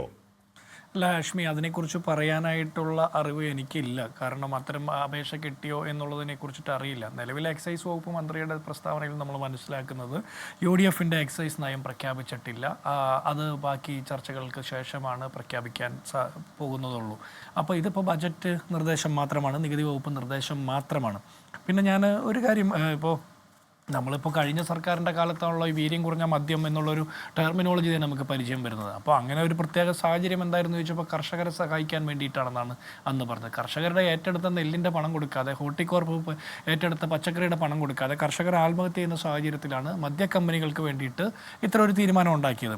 ഇപ്പോൾ മദ്യനയം തീരുമാനിച്ച ശേഷമാണോ എന്നിവിടെ ഗോപൻ ചോദിച്ചു. എലപ്പുള്ളിയിൽ മദ്യ കമ്പനിക്ക് ലൈസൻസ് കൊടുക്കാനുള്ള പ്രാരംഭ നടപടികൾ സ്വീകരിച്ചത് LDFൽ ചർച്ച ചെയ്തിട്ടില്ലല്ലോ. ഹാഷ്മി ശരിയായി പറഞ്ഞതുപോലെ MN സ്മാരകത്തിലേക്ക് പിണറായി വിജയൻ അങ്ങോട്ട് പോയി ഒരു യോഗം നടക്കുന്നു. പാലക്കാട് വിക്ടോറിയ കോളേജിലെ ഹോസ്റ്റലിൽ കുടിവെള്ളം നിഷേധിക്കപ്പെടുന്ന സമയത്ത് ഹോസ്റ്റൽ അടയ്ക്കുന്ന സാഹചര്യം ഉണ്ടായപ്പോഴാണ് എലപ്പുള്ളിയിൽ മദ്യ കമ്പനിക്ക് ലൈസൻസ് കൊടുക്കുന്ന സാഹചര്യം പാലക്കാട് ഉണ്ടാകുന്നത്. അപ്പോൾ ഇങ്ങനെ കുറേ വിഷയങ്ങൾ ഉണ്ടായതുകൊണ്ടാണ് അന്ന് UDF അക്കാര്യത്തിൽ സമരം ചെയ്തത്. ഇപ്പോൾ അദ്ദേഹം പറഞ്ഞ മറ്റൊരു കാര്യമുണ്ട്, കർണാടക മദ്യ ലോബിയും കേരളവും തമ്മിലുള്ള ബന്ധത്തെക്കുറിച്ച് അറിയാമല്ലോ എന്ന്. ഞങ്ങൾക്ക് വ്യക്തമായിട്ട് അറിയില്ല, താങ്കൾക്ക് അറിയാമെങ്കിൽ പറഞ്ഞു. എന്തായാലും ഇപ്പോൾ VD സതീശൻ കേരളത്തിൻ്റെ മുഖ്യമന്ത്രിയായപ്പോൾ കർണാടക മദ്യ ലോബിയുമായുള്ള ബന്ധമാണ് താങ്കൾ പറയുന്നതെങ്കിൽ കഴിഞ്ഞ 10 വർഷക്കാലം കർണാടക മദ്യ ലോബിയുമായുള്ള ബന്ധത്തിൻ്റെ പുറത്താണ് ഉമ്മൻചാണ്ടി സർക്കാരിൻ്റെ കാലത്ത് 2016 ഏപ്രിൽ മാസം 29 ബാർ മാത്രം ഉണ്ടായിരുന്നത്. ഈ 2026 ഏപ്രിൽ മാസമാകുമ്പോൾ അത് 905 ബാർ, അത് പിന്നീട് 1000 ബാറിലേക്ക് എത്തുന്ന സാഹചര്യം ഉണ്ടാകുന്നത്. അപ്പം മദ്യ ലോബിക്ക് വേണ്ടിയിട്ടോ മദ്യ കമ്പനികൾക്ക് വേണ്ടിയിട്ടായിരുന്നോ ഇങ്ങനെ ബാറുകളുടെ എണ്ണം കൂട്ടുന്നത് എന്നുള്ളൊരു ചോദ്യം അവിടെ നിലനിൽക്കുന്നുണ്ട്. മാത്രമല്ല, ബാറുകളുടെ സമയം കൂട്ടി നൽകിയത് മദ്യ കമ്പനികൾക്കും ലോബികൾക്കും വേണ്ടിയിട്ടാണോ? ഇപ്പോൾ ടൂറിസം മേഖലയിലുള്ള ബാറുകളുടെ സമയം 3 മണി വരെ ആക്കി കൊടുത്തു, പാതിരാത്രി വെളുപ്പിന് 3 മണി വരെ. മറ്റു ബാറുകളുടെയൊക്കെ സമയം രാത്രി 12 മണി വരെ ആക്കി കൊടുത്തതും സമയം നീട്ടി നൽകിയതും ആർക്ക് വേണ്ടിയിട്ടായിരുന്നു എന്നുള്ളൊരു ചോദ്യം നിൽക്കുന്നുണ്ട്. മാത്രമല്ല, 5 സ്റ്റാർ ഹോട്ടലുകൾക്കും ബാറുകൾക്കും 5 ലക്ഷം രൂപ അഡീഷണൽ കൊടുത്തു കഴിഞ്ഞാൽ വെളുപ്പിന് 3 മണി വരെ ബാർ തുറന്ന് പ്രവർത്തിക്കാനുള്ള സാഹചര്യം കൊടുക്കുന്നു. അങ്ങനെ പലതും. ഇനി ഒരു കാര്യം കൂടി ചോദിക്കട്ടെ, ഈ കൂടുതൽ ബാറുകൾ തുറക്കാനും പൂട്ടിക്കിടന്ന ബാറുകൾ തുറക്കാനും ഒക്കെ നിങ്ങൾ തീരുമാനിച്ചത് കഴിഞ്ഞ പിണറായി വിജയൻ സർക്കാരിൻ്റെ കാലത്തും അതിനു മുമ്പത്തെ സർക്കാരിൻ്റെ കാലത്തുമൊക്കെ തീരുമാനിച്ചത് ഏതെങ്കിലും കർണാടക മദ്യലോബിക്ക് വേണ്ടിയിട്ടായിരുന്നോ എന്നുള്ള ഉത്തരം പറയണം. ബാറുകളുടെ സമയം കൂട്ടി നൽകിയത് ഉൾപ്പെടെ. അതുപോലെ കേരളത്തിൻ്റെ സർക്കാരിൻ്റെ സ്ഥാപനമായിട്ടുള്ള മലബാർ ഡിസ്റ്റിലറിയും ട്രാവൻകൂർ ഡിസ്റ്റിലറിയും ഒക്കെ പ്രവർത്തനം നിലച്ചു പോകുന്ന സാഹചര്യത്തിലേക്ക് എത്തിയതും ഏതെങ്കിലും അന്യസംസ്ഥാന മദ്യലോബിക്ക് വേണ്ടിയിട്ടായിരുന്നോ എന്ന് പറയണം.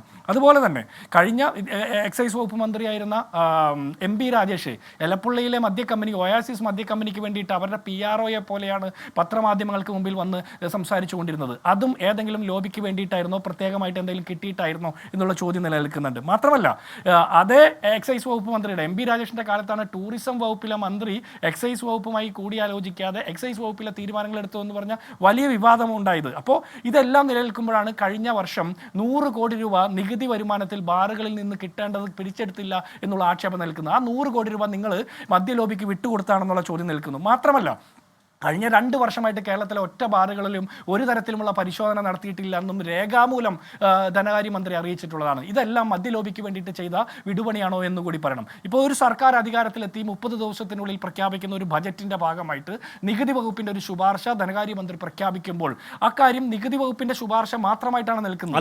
UDF സർക്കാരിന്റെ കാലത്ത് നമ്മുടെ ഈ 30 ദിവസത്തെ ഹണിമൂൺ പീരീഡിന്റെ ആനുകൂല്യം പറ്റുമോ? നോക്കൂ, ഇവിടെ VM സുധീരൻ കത്തയക്കുന്നുണ്ട്. ഒന്ന് പോട്ടെ, ഇപ്പോൾ പോയ സർക്കാരിൻ്റെ കാലത്ത് എതിർ തീരുമാനം ഇപ്പോൾ ഈ സർക്കാരിൻ്റെ തെറ്റായ നയങ്ങൾ താങ്കൾ ചൂണ്ടിക്കാണിക്കുന്നുണ്ട്, അല്ലെങ്കിൽ VRനും ചൂണ്ടിക്കാണിക്കുന്നുണ്ട്, പലരും ചൂണ്ടിക്കാണിക്കുന്നുണ്ട്. നല്ല കാര്യമാണ് എന്ന് പറഞ്ഞാൽ അത് ജനാധിപത്യത്തിൻ്റെ മനോഹാരിതയാണ്. ഒരു പോയ സർക്കാരിൻ്റെ കാലത്ത് അങ്ങനെ എതിർപ്പുകൾ പുറത്തേക്ക് വന്നിട്ടുണ്ടെന്ന് അറിയില്ല. പക്ഷേ VM സുധീരൻ കത്തയക്കുന്നു. അദ്ദേഹം ധാർമ്മിക മനസാക്ഷി, എല്ലാ കാലത്തും പ്രതിപക്ഷമാണ്. ആ വകുപ്പ് മന്ത്രി പോലും ഞാൻ അറിഞ്ഞിരുന്നു പറയുകയാണ്, അദ്ദേഹം വിയോജിപ്പ് പറയുകയാണ്, അദ്ദേഹം അതിൽ അതിർത്തി പറയുകയാണ്. KC വേണുഗോപാൽ AICC അംഗമല്ലേ, അദ്ദേഹം ആശങ്ക പറയണം, ആശങ്ക ദൂരീകരിക്കണം എന്ന് പറയാണ്. പ്ലീഡർ നിയമനത്തിൽ ദേവസ്വം മന്ത്രി തന്നെ പറയാണ് ഞാൻ അറിഞ്ഞില്ല. സർക്കാർ എന്ന് പറഞ്ഞാൽ എന്താണ് ജിൻഡോ? അത് കൗൺസിൽ ഓഫ് മിനിസ്റ്റേഴ്സ് അല്ലേ? 1 മാസം കഴിയുമ്പോഴേക്കും കൂട്ടുത്തരവാദിത്തം നഷ്ടമായി എന്നതിന് അർത്ഥം. മന്ത്രിമാരെന്ന് പറയുന്നത് മുഖ്യമന്ത്രി മാത്രം തീരുമാനമെടുത്ത് മുന്നോട്ട് പോകാനാണെങ്കിൽ അല്ല ഹാഷ്മി, അതിനെ അങ്ങനെ പറയാനായിട്ട് ഞാൻ ആഗ്രഹിക്കുന്നില്ല. പക്ഷേ UDFലും കോൺഗ്രസിലും അഭിപ്രായ വ്യത്യാസമുള്ള ആളുകൾക്ക് അത് പറയാനുള്ള ജനാധിപത്യപരമായിട്ടുള്ള ഒരു സ്പേസ് ഉണ്ടെന്നുള്ളതാണ് ഞങ്ങൾക്കൊക്കെ കിട്ടുന്ന വലിയൊരു അംഗീകാരം. മാത്രമല്ല ഞങ്ങളൊക്കെ ഈ പാർട്ടിയും മുന്നണിയുമായിട്ട് നിൽക്കുന്നതിൻ്റെ കാരണം കഴിഞ്ഞ 10 വർഷക്കാലം അപ്പുറത്ത് അത്തരത്തിലുള്ള നിലപാടുകൾ ഉണ്ടായിരുന്നപ്പോൾ കമാന്നൊരക്ഷരം മിണ്ടാനായിട്ട് ശേഷി കാണിക്കാത്ത മനുഷ്യരാണ് കേരളത്തിൻ്റെ പൊതുസമൂഹത്തിൻ്റെ മുമ്പിൽ രാഷ്ട്രീയ പ്രവർത്തകരുടെ തന്നെ അന്തസ്സ് കടത്തിക്കളഞ്ഞ നിലപാടുകൾ എടുത്തത്. അവിടെയാണ് VM സുധീരനെ പോലുള്ള ആളുകളുടെ നിലപാടുകൾ ശക്തമായിട്ട് പൊതുസമൂഹത്തിൻ്റെ മുമ്പിൽ പ്രതിധ്വനിക്കപ്പെടുന്നത്. ഇനി ഞാൻ ഒരു കാര്യം കൂടി പറയാം, ജനാധിപത്യത്തിൽ കൂടിയാലോചന എന്ന് പറയുന്ന ഇത് ഒരു മോശപ്പെട്ട പദമല്ല. ഒരാൾ ഒറ്റയ്ക്കെടുക്കുന്ന തീരുമാനത്തിന് കൂട്ടമായി ന്യായീകരിക്കുക എന്നുള്ളൊരു പരിപാടിയും UDFലും കോൺഗ്രസിലും ഇല്ല. അപ്പം അങ്ങനെ ഒരു പരിപാടി അല്ല ഇത്. ധനകാര്യ വകുപ്പിൻ്റെ ഒരു ശുപാർശ, നികുതി വകുപ്പിൻ്റെ ഒരു ശുപാർശ ധനകാര്യ വകുപ്പിൻ്റെ ഭാഗമായിട്ട് ബജറ്റിൽ പ്രഖ്യാപിച്ചു. അതിനപ്പുറത്ത് ഇത്തരത്തിൽ UDFന്റെ മദ്യനയം പ്രഖ്യാപിക്കാൻ പോകുന്നേ ഉള്ളൂ. അക്കാര്യത്തിലുള്ള കൂടിയാലോചനകൾ നടക്കാൻ പോകുന്നേ ഉള്ളൂ. ഗോവൻ ചോദിച്ചേ എന്ന് പറഞ്ഞാൽ ഇത് എന്താണ് പ്രസവ വാർഡ് താഴെ സ്ത്രീകൾക്ക് മാത്രം എന്ന് എഴുതേണ്ട കാര്യമുണ്ടോ? ഇപ്പോൾ ഈ പറയുന്ന ശതമാനം കുറഞ്ഞ മദ്യത്തിൻ്റെ നികുതി നിശ്ചയിച്ചിട്ട് അത് മദ്യനയം അല്ലെന്ന് ആരോടാ പറയുന്നേ? അല്ല, ഞാൻ ചോദിക്കുന്നത് ഈ പറഞ്ഞ ആക്ഷേപം മുഴുവൻ കേരളത്തിലെ ബാറുകൾ സ്ത്രീകൾക്കും പുരുഷന്മാർക്കും എല്ലാവർക്കും വേണ്ടിയിട്ടാണല്ലോ. ബാറുകളുടെ എണ്ണം കൂട്ടിക്കൊടുത്തത് ആരാണ് എന്നുള്ള ചോദ്യത്തിന് ഉത്തരമില്ല. സമയം നീട്ടിക്കൊടുത്തത് ആരാണെന്നുള്ള ചോദ്യത്തിന് ഉത്തരമില്ല. അവരാണല്ലോ ഈ വീര്യം കുറഞ്ഞ മദ്യം എന്നുള്ള ഒരു പരിപ്രേക്ഷ്യം തന്നെ സംഭാവന ചെയ്തത്. എന്തിനാണ് അങ്ങനെ പോയത്? കർഷകരെ സഹായിക്കാൻ വേണ്ടിയിട്ടാണെന്ന് പറഞ്ഞത്. കർഷകരെ സഹായിക്കാനാണ് ഏറ്റെടുത്ത നെല്ലിൻ്റെ പണവും പച്ചക്കറിയുടെ പണവും കൊടുത്തല്ലേ സഹായിക്കേണ്ടത്. അപ്പോൾ അത്തരത്തിലുള്ള നിലപാടുകൾ അവർക്കും കൃത്യമായ ഇരട്ടത്താപ്പ് അക്കാര്യത്തിലുണ്ടായിരുന്നു. ആ നിലപാടുകളെയാണ്. താങ്കൾക്ക് ആ ചോദ്യം ചോദിക്കാം, എന്തുകൊണ്ട് നെൽകർഷകർക്ക് പണം കൊടുത്തില്ലെന്ന് ചോദിക്കാം. പക്ഷേ അവിടുത്തെ ആ സർക്കാരിൻ്റെ വീര്യം കുറഞ്ഞ മദ്യം എന്ന കോയിനേജ് എന്താണ്? വീര്യം കുറഞ്ഞ കോയിന മദ്യം ഈ പറയുന്ന പഴത്തിൽ നിന്നും നെല്ലിൽ നിന്നും ഉൽപ്പാദിപ്പിക്കുന്ന ഫെർമെന്റ് ചെയ്യുന്ന എന്നാൽ പുളിപ്പിച്ചെടുക്കുന്ന സംഭവമാണ്. അതല്ലാതെ ഈ പറയുന്ന വാറ്റല്ല, ഡിസ്റ്റിലറി അല്ല അത്. അല്ല ഹാഷ്മി, അവിടെയാണ് ഞാൻ ചോദിക്കുന്നത്. ഈ പ്രസവവാർഡിൻ്റെ മുമ്പിൽ സ്ത്രീകൾക്ക് പ്രത്യേകം എഴുതുന്ന പോലെയല്ലേ ഈ വീര്യം കുറഞ്ഞ വാറ്റായാലും പഴങ്ങളിൽ നിന്നുള്ളതായാലും പച്ചക്കറിയിൽ നിന്നുള്ള വാറ്റായാലും ഇത് ആർക്ക് വേണ്ടിയിട്ടാണ്? പക്ഷെ അവിടെ നികുതി പ്രശ്നമില്ല. അവിടെ ഈ പറഞ്ഞ 237% എന്ന് പറഞ്ഞാൽ അത് മാരക നികുതിയാണ്, ശരി. പക്ഷെ അത് വരുമാനത്തെ സർക്കാർ ഖജാനയിലേക്ക് വരികയാണല്ലോ. അവിടെ ആ വീര്യം കുറഞ്ഞ അത് പഴച്ചാറിൽ നിന്നാണെങ്കിലും എവിടെ നിന്നാണെങ്കിലും അതിന്റെ നികുതി ആ നികുതി തന്നെയായിരുന്നു. നിങ്ങളെപ്പോലെ എന്താണ് കട്ട് സ്ലാഷ് ചെയ്തൊരു നികുതി സ്ലാബ് പ്രഖ്യാപിച്ചില്ല. കാശ്മീർ 2 കാര്യം. ഒന്ന്, പഴച്ചാറിൽ നിന്നും പച്ചക്കറിയിൽ നിന്നും ഒക്കെ ഉണ്ടാക്കുന്ന കപ്പയിൽ നിന്നൊക്കെ ഉണ്ടാക്കുന്ന വീര്യം കുറഞ്ഞ മദ്യം അതാർക്ക് വേണ്ടിയിട്ടാണ് ഉണ്ടാക്കുന്നത്? സഖാക്കന്മാർക്ക് വേണ്ടിയായിരിക്കില്ലല്ലോ. അപ്പോൾ അതുണ്ടാക്കുന്ന പ്രസവവാർഡിന്റെ മുമ്പിൽ സ്ത്രീകൾക്ക് പ്രത്യേകം എഴുതി വെച്ചിട്ടാണോ അന്നുണ്ടാക്കിയത്? അല്ല. ഇനി രണ്ടാമത്തത് നികുതിയുടെ നഷ്ടമാണ്. നികുതി കുറച്ചിട്ടില്ലെന്നേ. അല്ല, ഞാൻ ആ പറയട്ടെ, പ്രസവ നികുതി കുറച്ചിട്ടില്ല, അത് വിറ്റുപോയി. ഇപ്പൊ നിങ്ങൾ മദ്യവർദ്ധനം അല്ലെങ്കിൽ മദ്യം ഉപേക്ഷിക്കണം എന്നൊക്കെ എല്ലാവരും വെറുതെ പറയുന്നതാണ്. മദ്യം എല്ലാവരും കുടിക്കുന്നുണ്ട്, അതുവഴി ഖജാനിലേക്ക് പണം ഒഴുകി എത്തുന്നുണ്ട്.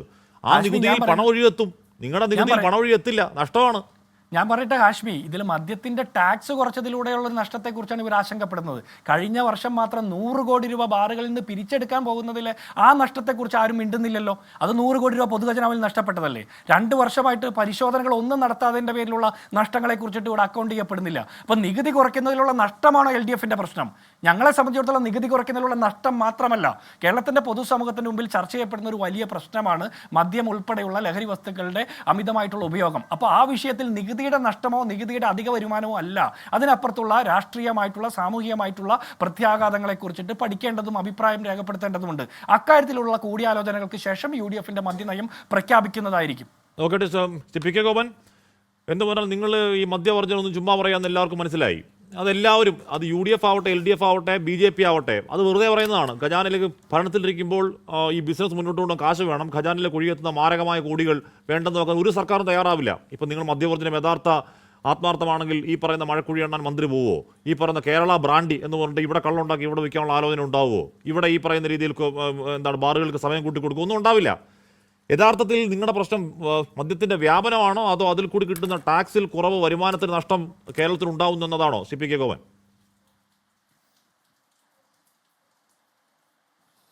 ഇതിൽ നിങ്ങളൊക്കെ ഏതെങ്കിലും ഒരു സ്ഥലത്തൊന്ന് ഉറച്ചു നിൽക്കണം ഈ ചർച്ചയൊക്കെ നടത്തുമ്പോൾ. അങ്ങനെയും കൂടെയൊക്കെ ഈ പ്രേക്ഷകരെ കബളിപ്പിച്ചുള്ള ചർച്ചയൊന്നും വേണ്ടെന്നൊക്കെ നിങ്ങളൊക്കെ തീരുമാനിക്കണം. ഒന്ന്, പിണറായി വിജയൻ ഒറ്റയ്ക്കാണ് തീരുമാനിക്കുന്നത് എന്ന് CR നീലകണ്ഠൻ സാറിനോട് ആരാ പറഞ്ഞു കൊടുത്തേ? ഞങ്ങൾ അങ്ങനെ ഒരു വിലയിരുത്തലൊന്നും നടത്തിയിട്ടില്ല സാറേ. ഈ ചെലവിലും ഇടതുപക്ഷത്തെ ആക്രമിക്കാനുള്ള ഒരു സൗകര്യമായിട്ട് ഉപയോഗിക്കേണ്ട. നമ്മുടെ നാട്ടിലൊക്കെ പറയാറുണ്ട്, ഈ പോത്തിനെ ചാരി പൂട്ടുകാരനെ അടിക്കുക എന്ന് പറയാറുണ്ട്. പോത്തിനെ അടിക്കുന്ന ഭാവത്തിൽ പൂട്ടിക്കൊണ്ട് നിൽക്കുന്ന ആളെ തല്ലാൻ പണ്ട് ജന്മിമാർ കാണിച്ചൊരു പ്രയോഗമാണത്. ആ പ്രയോഗമൊക്കെ നാട്ടുകാർക്ക് മനസ്സിലാവും. ഒരു കാര്യം ഞാൻ പറയാം, ജനാധിപത്യം എന്ന് പറഞ്ഞാൽ നിങ്ങളുടെയൊക്കെ വ്യാഖ്യാനത്തിൽ പിന്നെ അച്ചടക്ക ലംഘനത്തെയാണ് നിങ്ങൾ ജനാധിപത്യം എന്ന് പറയുന്നത്. കോൺഗ്രസിനകത്ത് മലർന്നു കിടന്ന് തുപ്പുന്നത് ഒരു ആലങ്കാരമായിട്ട് അവർ കാണുകയാണ്. ഞങ്ങളുടെ ജനാധിപത്യം എന്ന് പറഞ്ഞാൽ അത് പരസ്യമായി വിഴുപ്പലക്കലല്ല. ഈ 10 വർഷത്തെ ഭരണം മാത്രമല്ല, പ്രതിപക്ഷത്തിരിക്കുമ്പോഴും ഞങ്ങൾ ഇതെല്ലാം ജനാധിപത്യപരമായി ചർച്ച ചെയ്യാറുണ്ട്. അങ്ങനെ ചർച്ച ചെയ്യാത്ത ചില കാര്യങ്ങൾ അപൂർവമായിട്ട് സംഭവിച്ചിട്ടുമുണ്ട്. അക്കാര്യവും ഞങ്ങൾ തുറന്നു പറയേണ്ട സന്ദർഭത്തിൽ തുറന്നു പറഞ്ഞിട്ടുമുണ്ട്. അതുകൊണ്ട് ഇവിടെ ടീം UDF എന്നത് പ്രചരിപ്പിച്ചവർ ഇപ്പോൾ ഒറ്റയ്ക്ക് തീരുമാനമെടുത്തു എന്നുള്ളതിൻ്റെ തെളിവ് ശ്രീ KC വേണുഗോപാലും രമേശ് ചെന്നിത്തലയും എക്സൈസ് വകുപ്പ് മന്ത്രി ബഹുമാന്യനായ ലിജുവാണ്. അവരുടെ പ്രതികരണത്തിൽ നിന്ന് ഇത് കൂട്ടായ ആലോചനയിലല്ലെന്ന് വ്യക്തമായി കഴിഞ്ഞല്ലോ. അപ്പോൾ പിണറായി വിജയനെ അറ്റാക്ക് ചെയ്യുന്ന കൂട്ടത്തിൽ ഈ ജനാധിപത്യ ലംഘനത്തെ നിങ്ങൾ മറന്നു. രണ്ടാമതായിട്ട്, നെല്ലിന് പണം കൊടുക്കാതെ കർഷകരോട് മദ്യം ഉൽപ്പാദിപ്പിക്കുന്ന, നെല്ലിന് പണം തരണമെന്നുള്ള പറച്ചിൽ ഇനിയെങ്കിലും ജിൻഡോയുടെ പാർട്ടി പറയുമോ? എത്ര ശതമാനമാണ് നെല്ലിൻ്റെ പണം കേന്ദ്ര സർക്കാർ തരേണ്ടത്? എത്ര ശതമാനമാണ് കേരള സർക്കാർ ഏറ്റെടുക്കേണ്ടത്? നെല്ലിൻ്റെ പണം കേന്ദ്രം തരാഞ്ഞിട്ടും അഡ്വാൻസായിട്ട് ബാങ്കുകൾ വഴി കൃഷിക്കാർക്ക് പണം കൊടുത്തതാ കേരളത്തിലെ LDF ഗവൺമെൻറ്. ആ ബാങ്ക് വഴിയാണ് പണം കൊടുത്ത്. അത് ആരാ തരേണ്ടത്? കേന്ദ്ര സർക്കാർ. അപ്പോൾ കേന്ദ്ര ഗവൺമെൻറ് തരേണ്ടുന്ന പണമാണ്. ഇത് നെല്ലിൻ്റെ പണവും ഇതുമായിട്ട് യാതൊരു ബന്ധവുമില്ല. ഇത് അവർക്ക് കുറച്ചുകൂടെ പുതിയ വരുമാനം ഉണ്ടാക്കാനാണ്. ഇതെല്ലാം ഈ പഴവർഗ്ഗങ്ങൾ ഉപയോഗിച്ച് എന്തായാലും ഇവിടെ ലിക്വർ വിൽക്കുന്നുണ്ട്. അങ്ങനെ ലിക്വർ വിൽക്കുമ്പോൾ ഈ പഴങ്ങൾ ഉപയോഗിച്ചുള്ള ലിക്വറിനും കൂടെ, അല്ലാതെ സ്പിരിറ്റ് ഉപയോഗിച്ച് മാത്രമല്ല. സ്പിരിറ്റാണ് കർണാടക ലോബി. ഇനി കർണാടക ലോബിയായിട്ടുള്ള ബന്ധം പറഞ്ഞു കഴിഞ്ഞാൽ കർണാടകത്തിലെ കോൺഗ്രസ് നേതൃത്വമാണ്. ഞാൻ ശ്രീ ജിൻഡോട് ചോദിക്കട്ടെ, CPM പാർട്ടി അംഗങ്ങൾ നടത്തുന്ന എത്ര ബാറുണ്ട് കേരളത്തിൽ? നിങ്ങൾക്കൊന്ന് പറയാമോ? നിങ്ങളുടെ LDF കൺവീനർ ബാറിൻ്റെ ഉടമയാണ്. ഞാൻ വ്യക്തിപരമായി ഇൻസൾട്ട് ചെയ്യാൻ വേണ്ടി പറയല്ല. UDFന്റെ സംസ്ഥാന കൺവീനർ ബാർ സ്വന്തമായിട്ടുള്ള ആളാ. LDFന്റെ ഏത് നേതാവിനാ ബാറുള്ള നാട്ടിൽ? ഇനി 1200 1300 താഴെയുള്ളൂ കേരളത്തിലെ ബാറും സർക്കാർ സംവിധാനം എല്ലാം കൂടെ. അങ്ങേയറ്റം പോയാൽ 1500 ബാറേ ഉള്ളൂ കേരളത്തിൽ, മദ്യവിൽപ്പനശാലയുള്ളൂ കേരളത്തിൽ. ശ്രീ ഹാഷ്മി, അങ്ങ് സെർച്ച് ചെയ്ത് നോക്ക്. കർണാടകത്തിലെ മുഴുവൻ മദ്യവിൽപ്പനശാലയുടെ എണ്ണം 14,100. കേരളത്തിൻ്റെ 10 ഇരട്ടി മദ്യഷാപ്പുകളുള്ള സ്റ്റേറ്റാണ് കർണാടകം. ഇനി UPയിലേക്ക് വന്നു കഴിഞ്ഞാലോ, UPയിൽ 24,000 മദ്യഷാപ്പുകളാണ് ഉള്ളത്. UPയുടെ ആകെ വരുമാനത്തിൽ 2026 ഇൻകത്തിൽ 57,000 കോടി രൂപ മദ്യത്തിൽ നിന്നുള്ളതാണ്. ഇനി ഞാൻ നിങ്ങളുടെ 3 പേരുടെ ശ്രദ്ധയ്ക്ക്, നിങ്ങൾ 3 പേരും ഒരുപാട് യാത്ര ചെയ്യുന്നവരാണെന്നാണ് ഞാൻ കരുതുന്നത്. നിങ്ങൾ രാജസ്ഥാനിലൂടെ, കർണാടകത്തിലൂടെ, UPയിലൂടെ നാട്ടും പുറത്തുകൂടി സഞ്ചരിച്ചു നോക്ക്. ഏത് മുറുക്കാങ്കടയിലും വിദേശ മദ്യം കിട്ടും. അല്ല, ഞാൻ പറഞ്ഞ മദ്യ നിരോധനമുള്ള ഗുജറാത്തിൽ കൂടെ സഞ്ചരിച്ചോ? കിട്ടും. ബാറിലോ അല്ല, ഞാൻ പറയട്ടെ ഗുജറാത്തിൽ കൂടെ പോയാൽ കിട്ടും. ഞാനൊന്ന് പറയട്ടെ, കേരളത്തിൽ ലൈസൻസ്ഡ് ബാറിലോ മദ്യ നിരോധനമുള്ള ഗുജറാത്തിൽ കൂടെ പോയാലും കിട്ടും. എന്താണ് പറയുന്നത്? മദ്യ നിരോധനമുള്ള ഗുജറാത്തിൽ പോയാലും കിട്ടും അങ്ങീ പറയുന്ന സാധനങ്ങൾ. അതെ, നിരോധനമുള്ള ഗുജറാത്ത് ഉൾപ്പെടെയുള്ള സ്റ്റേറ്റുകളിൽ ഒരു വർഷം ആയിരക്കണക്കിന് കോടി രൂപയുടെ അനധികൃത മദ്യക്കച്ചവടം നടന്നുകൊണ്ടിരിക്കുക. അതുകൊണ്ടാണ് നമ്മൾ ഈ മദ്യ നിരോധനം പ്രായോഗികമല്ല എന്നുള്ള നിഗമനത്തിൽ എത്തിയത്. അതുകൊണ്ടാണ്.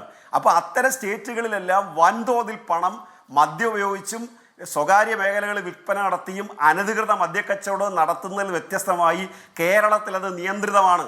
ഇപ്പം കേരളത്തിൽ നിങ്ങൾ കഴിഞ്ഞ 10 വർഷത്തിനിടയിൽ മദ്യദുരന്തം റിപ്പോർട്ട് ചെയ്തോ? ശ്രീ ഹാഷ്മി വാർത്തകൾ വായിച്ചപ്പോഴെപ്പോഴെങ്കിലും കേരളത്തിൽ മദ്യദുരന്തം മൂലം മനുഷ്യൻ മരിച്ചത് റിപ്പോർട്ട് ചെയ്തോ?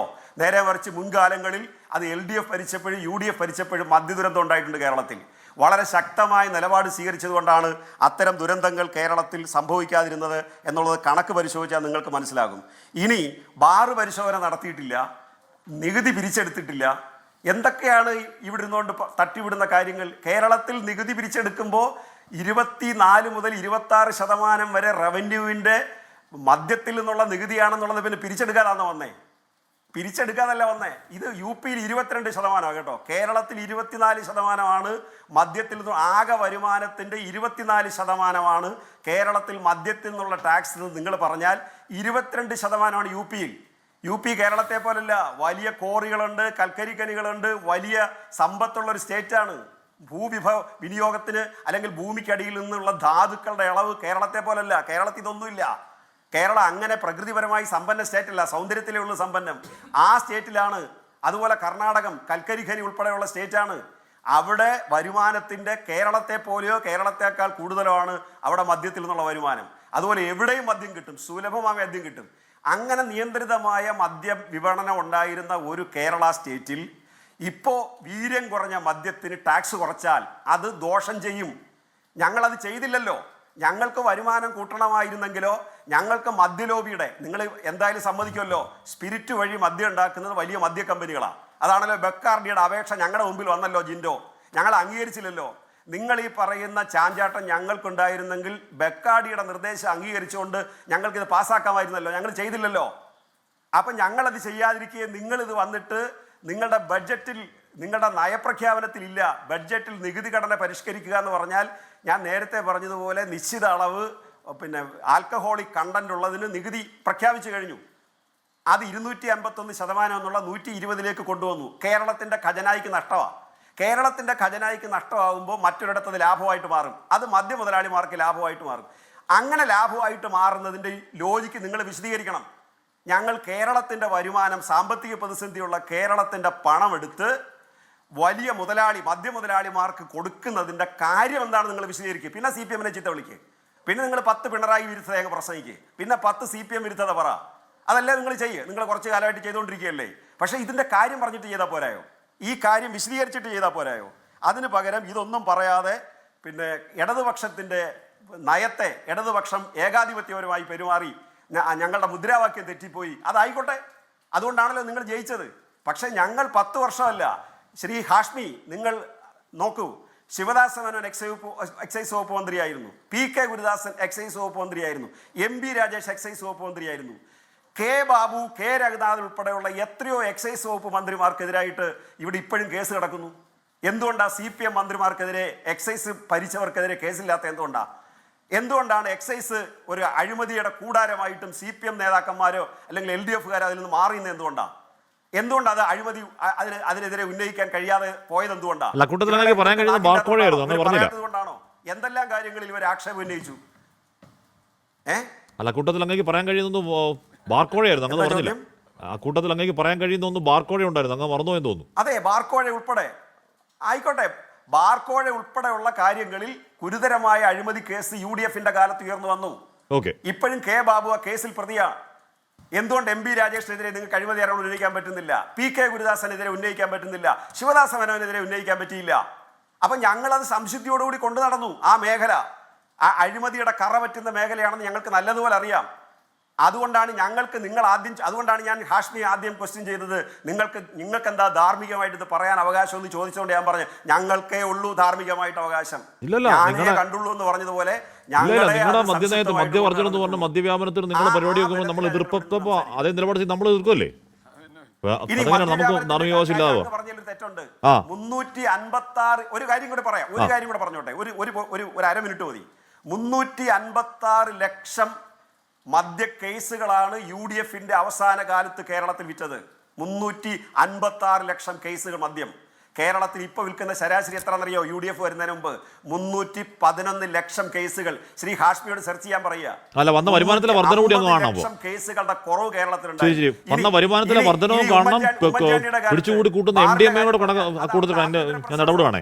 257% എന്ന് പറഞ്ഞാൽ എന്തോന്നറിയോ? അത് യഥാർത്ഥത്തിൽ സത്യം പറഞ്ഞാൽ യഥാർത്ഥത്തിൽ മദ്യപന്മാർക്ക് വേണ്ടി സംസാരിക്കാൻ ആരും ഇല്ലാത്തതുകൊണ്ടാണ്.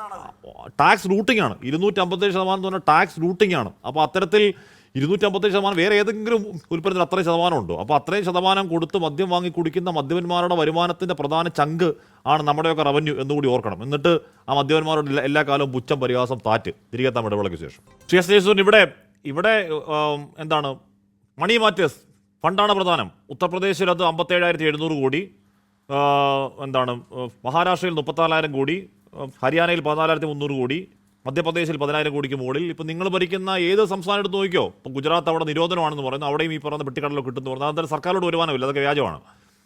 ഈ പറയുന്ന പണം വരണം എന്നുള്ളത് എനിക്ക് നിലപാടൊക്കെ അവിടെ അട്ടത്തിരിക്കുകയല്ലേ ഉള്ളൂ. യഥാർത്ഥത്തിൽ മദ്യത്തിലൂടെ കാശ് വരാനുള്ള വഴികൾ തേടുന്നത് ഏത് സർക്കാരിൻ്റെയും നയവും രീതിയല്ലേ ശ്രീ ജയസൂര്യൻ? ഹാഷ്മി, ഞാൻ മറുപടി പറയാം, എന്നെ പറയാൻ അനുവദിക്കണം. ഹാഷ്മി ഇടയ്ക്കിടയ്ക്ക് ഇടപെടുന്നത് കൊണ്ടാണ് ഇങ്ങനെ പറയേണ്ടി വരുന്നത്. BJP ഭരിക്കുന്ന 5 സംസ്ഥാനങ്ങളിൽ മദ്യ നിരോധനമുണ്ട്. ഗുജറാത്തിലും ബീഹാറിലുമൊക്കെ മദ്യം കൊടുത്താൽ ലാഭം കിട്ടുമെന്നറിയാം, അതുപോലെ തന്നെ നികുതി കിട്ടുമെന്നറിയാം. പക്ഷേ അതൊക്കെ എന്തുകൊണ്ട് വേണ്ടാന്ന് വെച്ചു? അത് പാർട്ടിയുടെ പോളിസിയാണ്. അപ്പോൾ കോൺഗ്രസ് ഭരിക്കുന്ന 4, ഭാഗികമായി ഭരിക്കുന്ന 4 കൂടെ ചേർത്താൽ 8 സംസ്ഥാനമുണ്ട്. ഒരിടത്ത് മദ്യനിരോധനം ഇല്ല. എന്നാൽ മദ്യനിരോധനത്തിനെതിരെ പറയുന്ന ന്യായം എന്താ? മദ്യം നിരോധിച്ചാൽ വ്യാജവാറ്റുണ്ടാകും, വ്യാജമായിട്ടുള്ള പ്രശ്നമുണ്ടായിട്ട് വലിയ തോതിൽ ആൾക്കാർ മരിക്കുമെന്നാണ്. BJP ഭരിക്കുന്ന 5 പ്രദേശങ്ങളിൽ മദ്യനിരോധനം ഉണ്ടായിടത്ത് വ്യാജമദ്യ ദുരന്തങ്ങൾ എന്താ ഉണ്ടാവാത്തത്? അപ്പോൾ മദ്യത്തിൽ നിന്നുള്ള വരുമാനം വേണ്ട എന്ന് വെക്കുകയും കൃത്യമായിട്ടുള്ള ലോ ആൻഡ് ഓർഡർ നടപ്പാക്കുകയും ചെയ്താൽ മദ്യത്തെ നിയന്ത്രിച്ചു നിർത്താൻ സാധിക്കും. അതാണ് BJPയുടെ പോളിസി. അല്ലാതെ പണമുണ്ടാക്കണമായിരുന്നെങ്കിൽ ഗുജറാത്തിലും ബീഹാറിലും നാഗാലാൻഡിലും ഒക്കെ ഇഷ്ടം പോലെ തുറന്നു കൊടുത്തിട്ട് പണമുണ്ടാക്കാമായിരുന്നല്ലോ. അപ്പോൾ പണമുണ്ടാക്കുക എന്നുള്ള ലക്ഷ്യമല്ല BJP ഉദ്ദേശിക്കുന്നത് എന്നുള്ളത് അവിടെ തന്നെ വ്യക്തമാണ്. പിന്നെ കേരളത്തെയും UP-യെയും താരതമ്യപ്പെടുത്തി എപ്പോഴും പറയാറുണ്ട്. പക്ഷെ ഒരു കാര്യം ഓർക്കണം, 3.5 കോടി ജനങ്ങളുള്ള കേരളവും 24 കോടി ജനങ്ങളുള്ള ഉത്തർപ്രദേശിനെയും